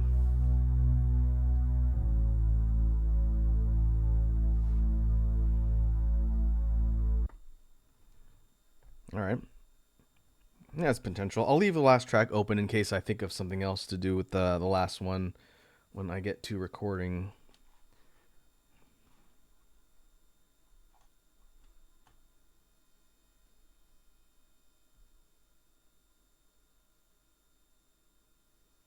Oh, I did see. I happen to have the Discord main channel open where you posted the Crocs thing earlier, Red Dragon. I saw your little comment about the upcoming Monster Hunter Wilds open beta. And yeah, they announced initially that the full character creator is going to be available for people when they're playing it. So you have all the range of customization options when creating your avatar hunter. And then when the actual game comes out next year, you can transfer everything over, which is nice. I want to say when they did They did like a demo thing for Rise, but it wasn't full character customization. I think it was just set loadouts and set quests. For World, it's been so long. I don't remember what they did for World. They had kind of an open beta for that one too, but I don't remember if they let you do the full customization. I will probably be spending like 5 hours in the character customize creator thing for Wilds. I've got some ideas, and I might do an actual like sketch up of at least the head of the character that I want to do, and see if I can duplicate it using the tools in the character customizer. But I'm looking forward to getting hands on with that and messing around with the different tools, because the options seem pretty robust, and you can create some neat looking characters. You can create some abominations too if you wanted, but I usually run a female hunter in Monster Hunter, and each one is meant to be kind of like an OC. It's not meant to be like an extension of me personally. And what I've always done, and I've talked about this when we've been playing Rise, whenever I create an OC for a Monster Hunter game, I try and think about their story, where they came from, as opposed to being like a self-insert, because I don't really care too much about being self-inserted into Monster Hunter. I kind of think of it more like I'm playing through the story of a character, and each one's been different, but we'll come up with something. Still think I'm gonna go Gunlance. I don't know if I'm gonna stream the stuff with the open beta. Timing wise, I don't know. I don't think it's gonna work out, but I might record some stuff for it. We'll see. If I go offline, spend some time with it, I might record it for YouTube. We'll see. I can make sure that's not gonna get me in trouble, but we'll see next week. I'm looking forward to that coming out. Okay. Let's move on and start another track. In the meantime, like we do for all of them, I will leave the floor open for suggestions on names for that first kind of mellow one. If anybody has any ideas for what to call it, just put it in the chat. If not, I'll figure something out later. Ended up being a bit more moody than I expected, but still smooth and mellow. Be good for a chill release. All right. New file.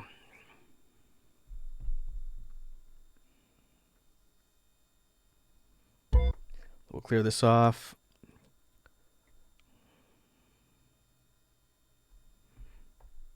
And save it completely blank. Now let's think about what we're going to do for this one. I think we need to go a little bit higher energy. Maybe we go kind of more of like a techno-ish electronic, dance adjacent type thing. So let me go over to the rhythm sets. Maybe we go dance kit, since it's probably going to be a dance type track.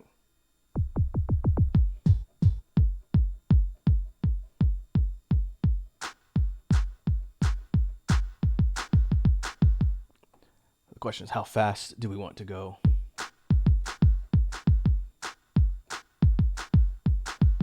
I don't know if I've done one like that in a while with that type of rhythm. Kind of more aggressively energetic.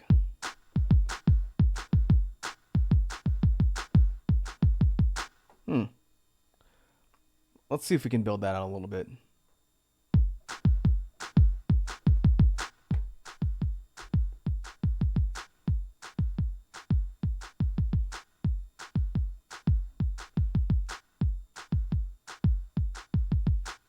Okay, I think that's looping on beat.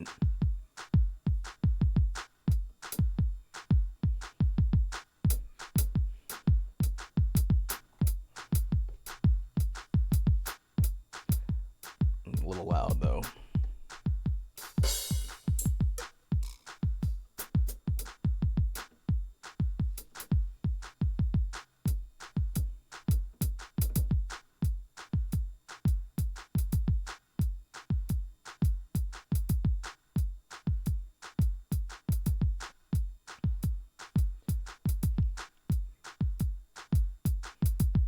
All right, I wonder if there's anything else we can add. beat reminds me of something. I just cannot, for the life of me, off the top of my head, think of what it reminds me of.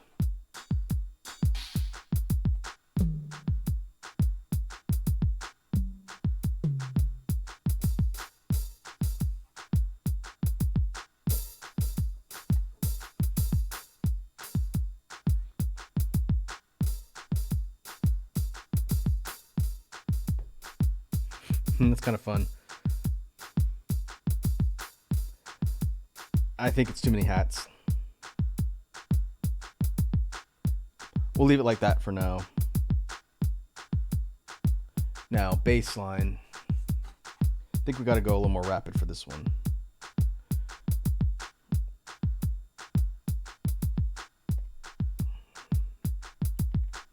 What if we went for a rapid slicer on this one? We go 1, but we go like 16th notes.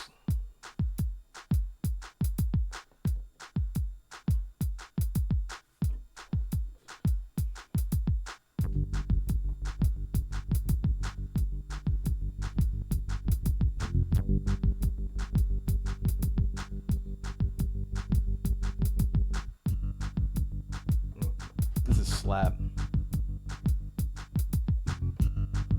But it doesn't have sustain. It kind of dies off after a bit.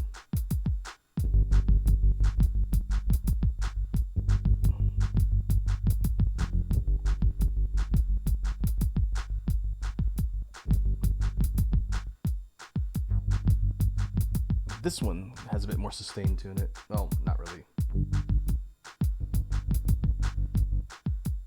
This is the one I was thinking of.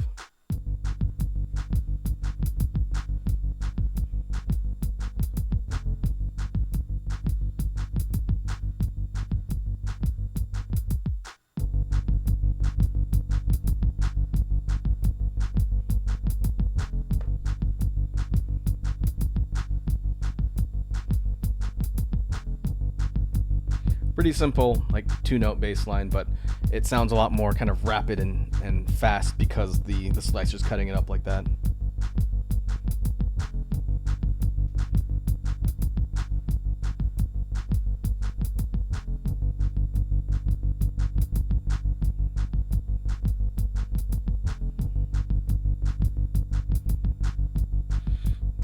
Okay, next up, high melody synth.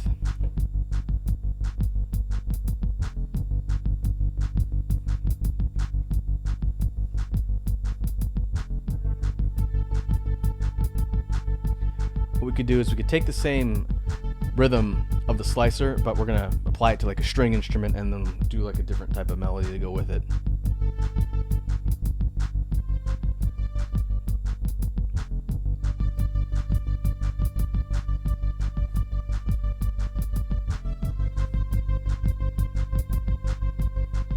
That's not bad.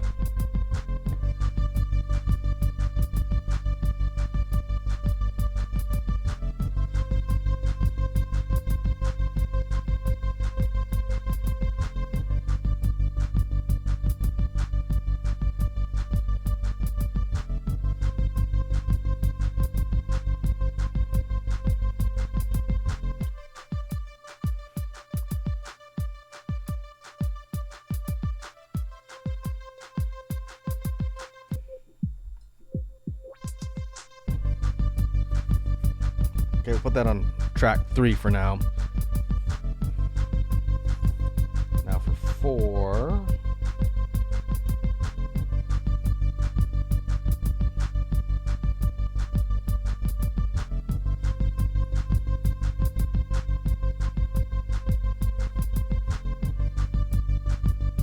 Oh, Bits is here. Your chat message got eaten somehow. I didn't even see it post, but I could see your Red Dragon's reply. That's my chat's been acting really stupid lately. It's actually frozen on the broadcast. You can see that it's not updating. That's way back at the beginning of the stream. I don't know what's causing that, but I can see you in there, Bits. Sorry about that, but welcome. Good luck with D&D. May all of your rolls be natural 20s.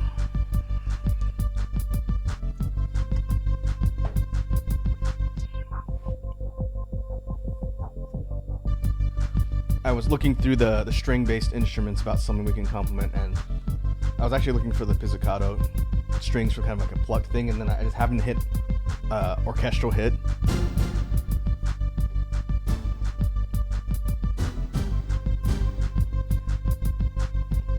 I want to try something stupid.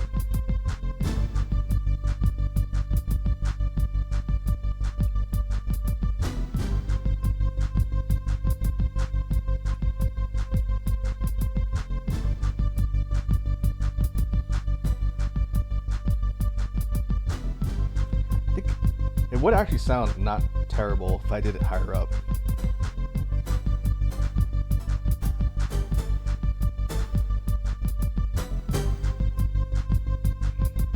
Yeah, we're not doing an orchestral hit. That's pretty silly.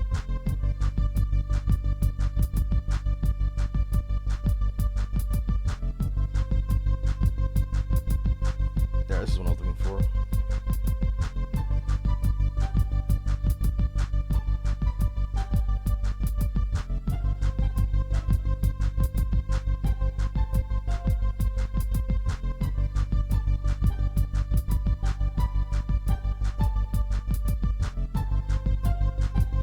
This is actually too similar to what we did in the last song, but I do like the effect.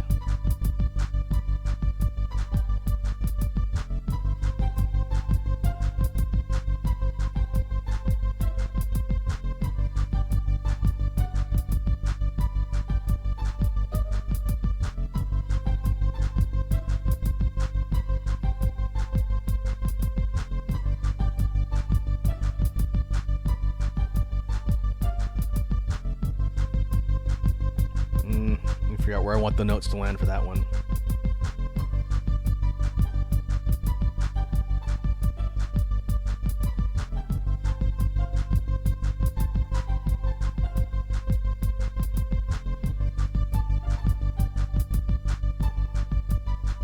Okay, we'll start here. I want to step down, kind of like a staggered step. I keep hitting the wrong notes.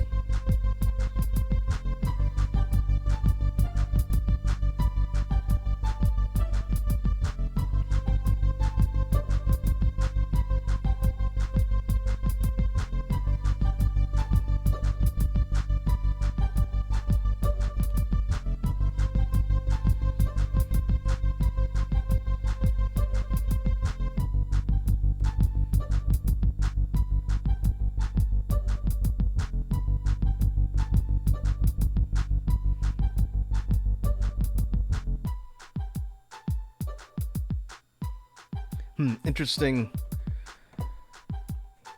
combination of instruments. I definitely think the rhythm, bass line, and the first synth melody work okay. I don't know about the plucked strings. I think it's the notes. I'm gonna clear that off. I want something kind of like that, but it wasn't really panning out effectively.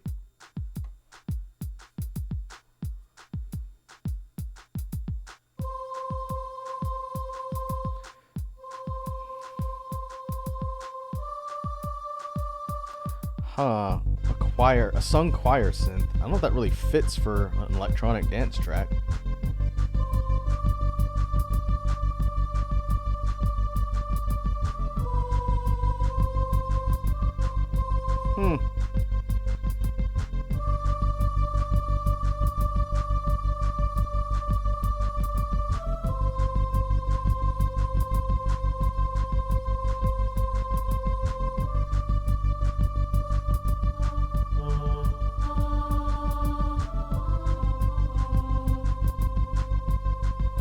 That has potential.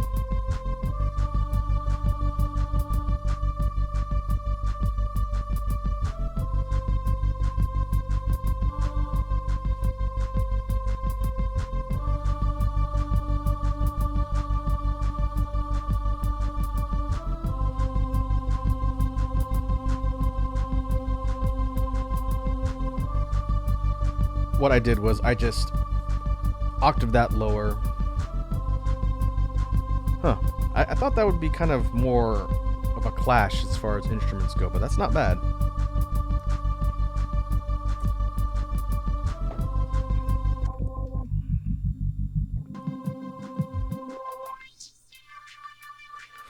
switching the filter effect to high pass this time instead of low pass.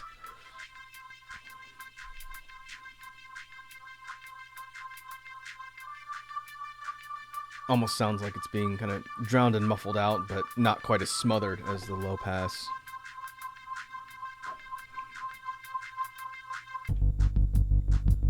All right, let's save our progress so far. This one, kind of like a lot of the tracks we've done here on stream, this one came together a bit more naturally than the last one. I don't know, maybe I'm in more of a techno-ish mood as opposed to like a mellow ambient mood today.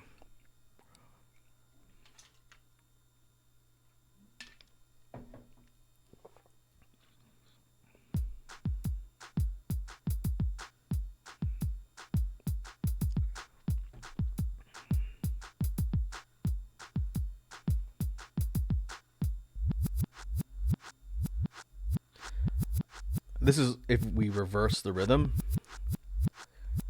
That might actually yield an interesting effect when combined with everything else.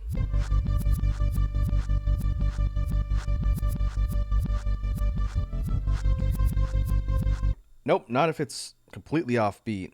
It's because the rhythm is being kind of reversed completely from start to finish, and it's a different tempo than all of the stuff for the bass line and the melody that were created. So if you play it in reverse, everything becomes really out of sync, but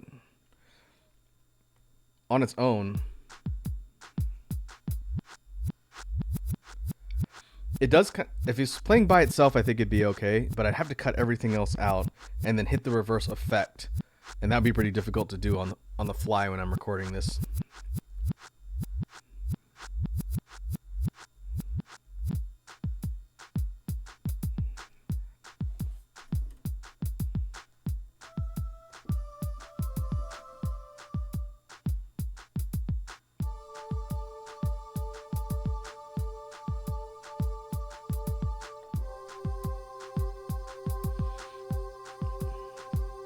This is a different choir.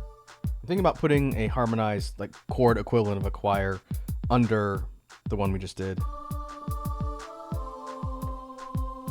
So let's add this on 5.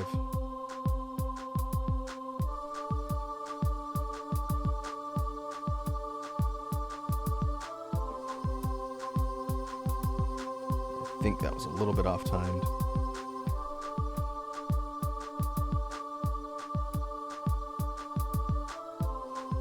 Yep.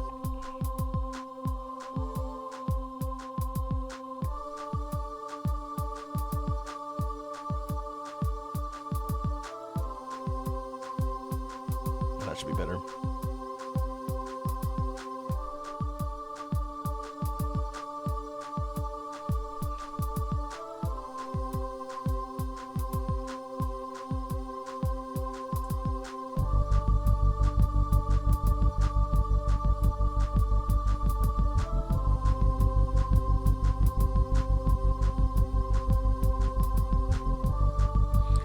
Kind of ends up being a bit more angelic sounding. The fast, like, dance beat is a little at odds with the kind of slower choir style, but I don't dislike it. Let's kind of put it, hold on, let me save that last track here. Let's put it together and see how it sounds.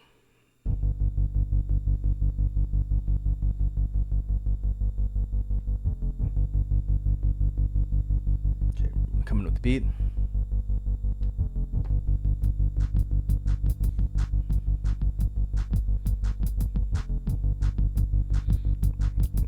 Synth.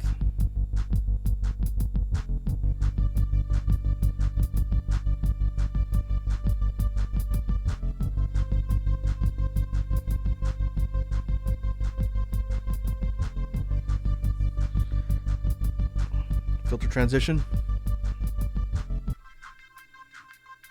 And we're going to be in both choirs at the same time.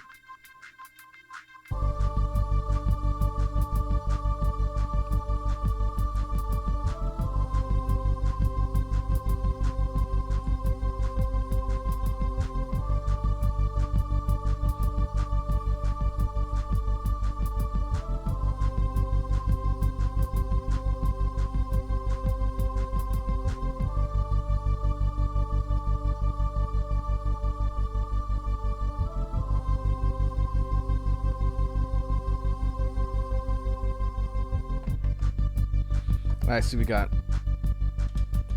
5 hydrates from Red Dragon. Alright, I'm gonna finish my smoothie. I'm out of beverage at this point. Add a little bit of water here.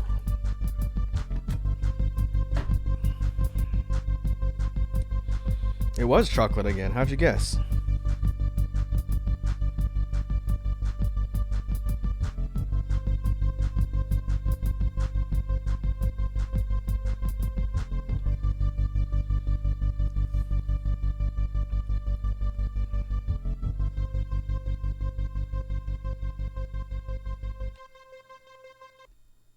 Okay. I think that is functional.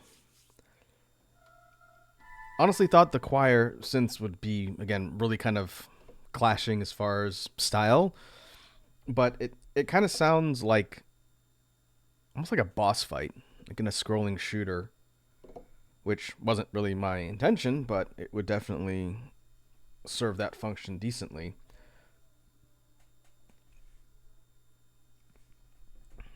I think if we were going to be performing this one and for recording, definitely start with the bass line, fade in the rhythm and the first synth, then go filter transition maybe into a fade in of the first choir, let it repeat a few times, then fade in the second choir, because it's kind of difficult for me to fade in 2 at the same time and turn the effect off. So that'll definitely be something that I can experiment around with when I record this one.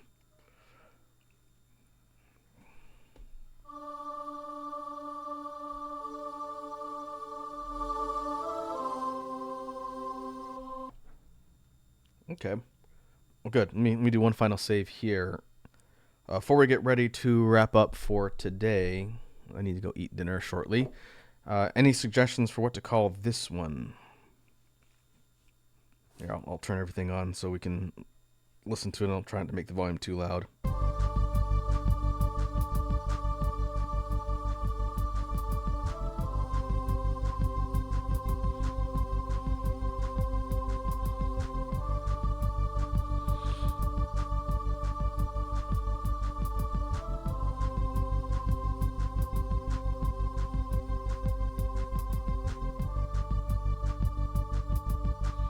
I'd have to think about how I want to divide up the mix for the final track.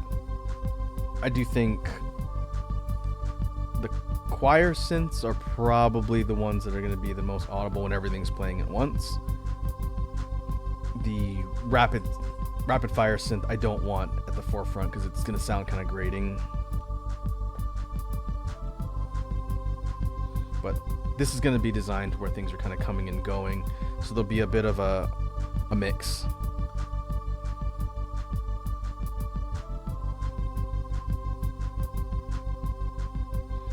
Red Dragon says gliding clouds or wings. Ooh. You know, that actually I think does fit pretty well with the kind of semi-angelic choiry sound. It does sound like a flying-ish theme. I like that. Let me real quickly check my database and see if I've used wings on anything. I have to actually keep a list because I've done a bunch of BGM tracks that I don't listen to very frequently.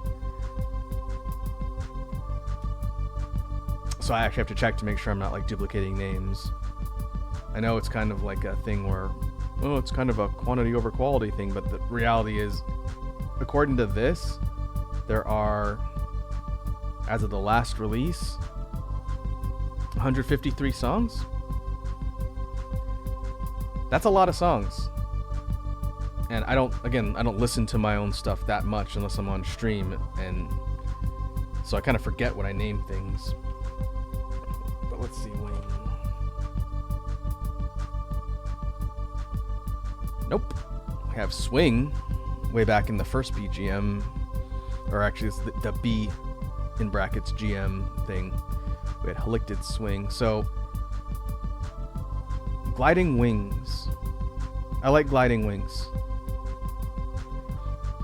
I'm gonna actually, let me go grab my note document and I'm going to mark that one down. Thanks for the suggestion, Red Dragon. That's a good one.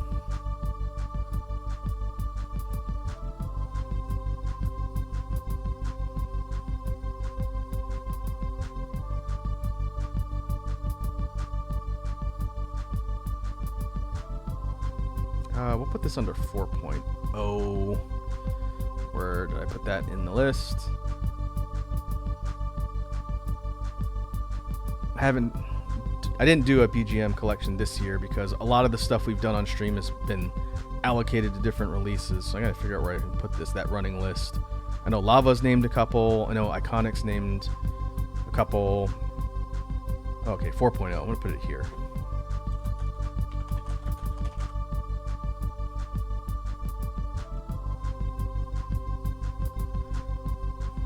Red Dragon asks, what's the first sound like again? The first song? I'll jump back to in a sec. In case a name came to mind for that one.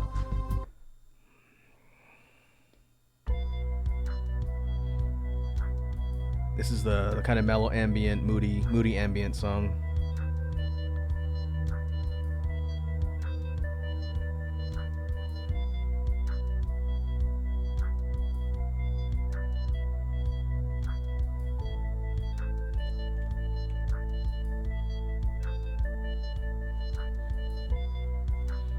Interesting. So there are, according to this, 1, 2, 3, 4, 5, 6, 7, 8, 9, 10. I have no idea where all of these tracks are recorded. They're probably in my main directory after I pulled them from the loop. But so far, you folks have named 10 tracks that have not been allocated to a specific release. So that might be enough. Maybe 12. If we get to 12 total tracks, that could be enough for a BGM 4.0 release. It's kind of a mix of tracks. Actually, one here, I gotta mark this one off. One of them here is gonna be in the Halloween release. So I could probably add a couple more ones that were recorded on stream and make that another collection for next year. I have to draw the art for it though.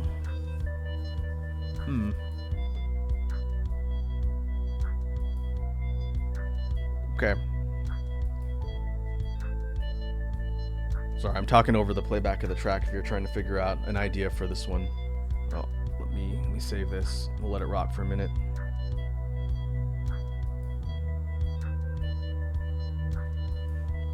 The dragon says, this sounds like someone is watching the Earth from a space station.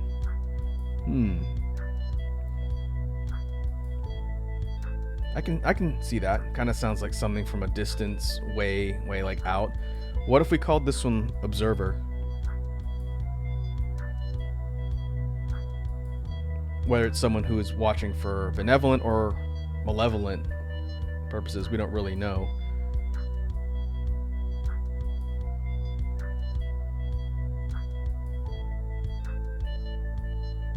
I can also think of a final instrument to try to add in on the fifth one, because there's an empty loop track here versus the other one had 5. Okay, we're gonna call this one Observer. I definitely know I haven't used that name for anything yet.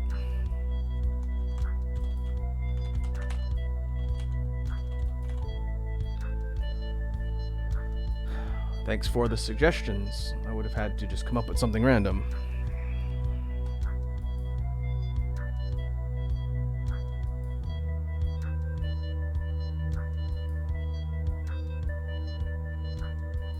That Belian Observer? Benevolent Observer?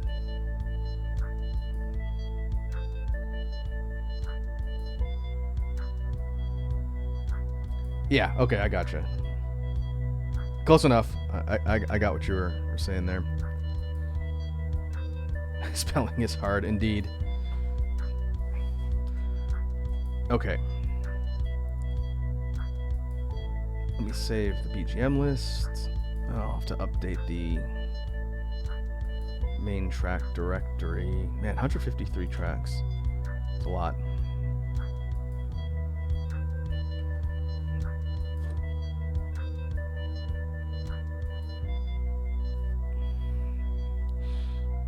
Alright, let me drop the playback down a little bit. We'll leave it on observer here.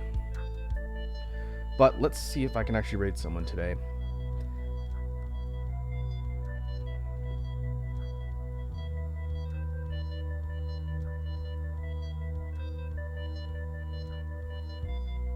Who is online?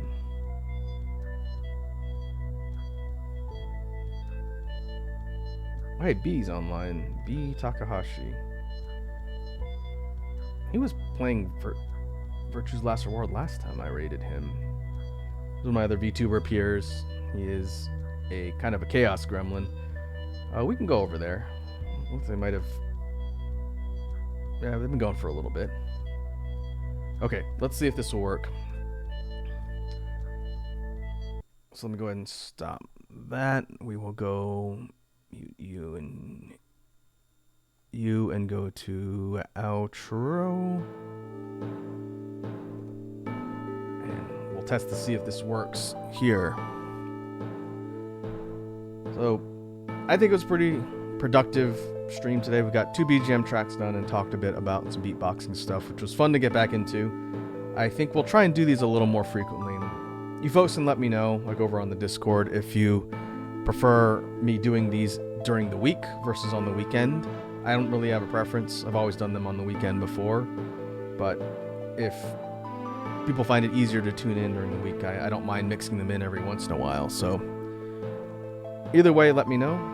We will be back on Sunday this weekend with Return to Satisfactory, and a lot will have changed probably between now and then too, but compared to the last time we ran through the factory, stuff is definitely different. So we'll be jumping back in. So if you want to see how much madness I have thrown into that game since the last time, feel free to stop on by. In the meantime, hope everyone has a good rest of your evening. Now let me see if the raid feature will actually work this time and go raid B. So give me 1 second to try.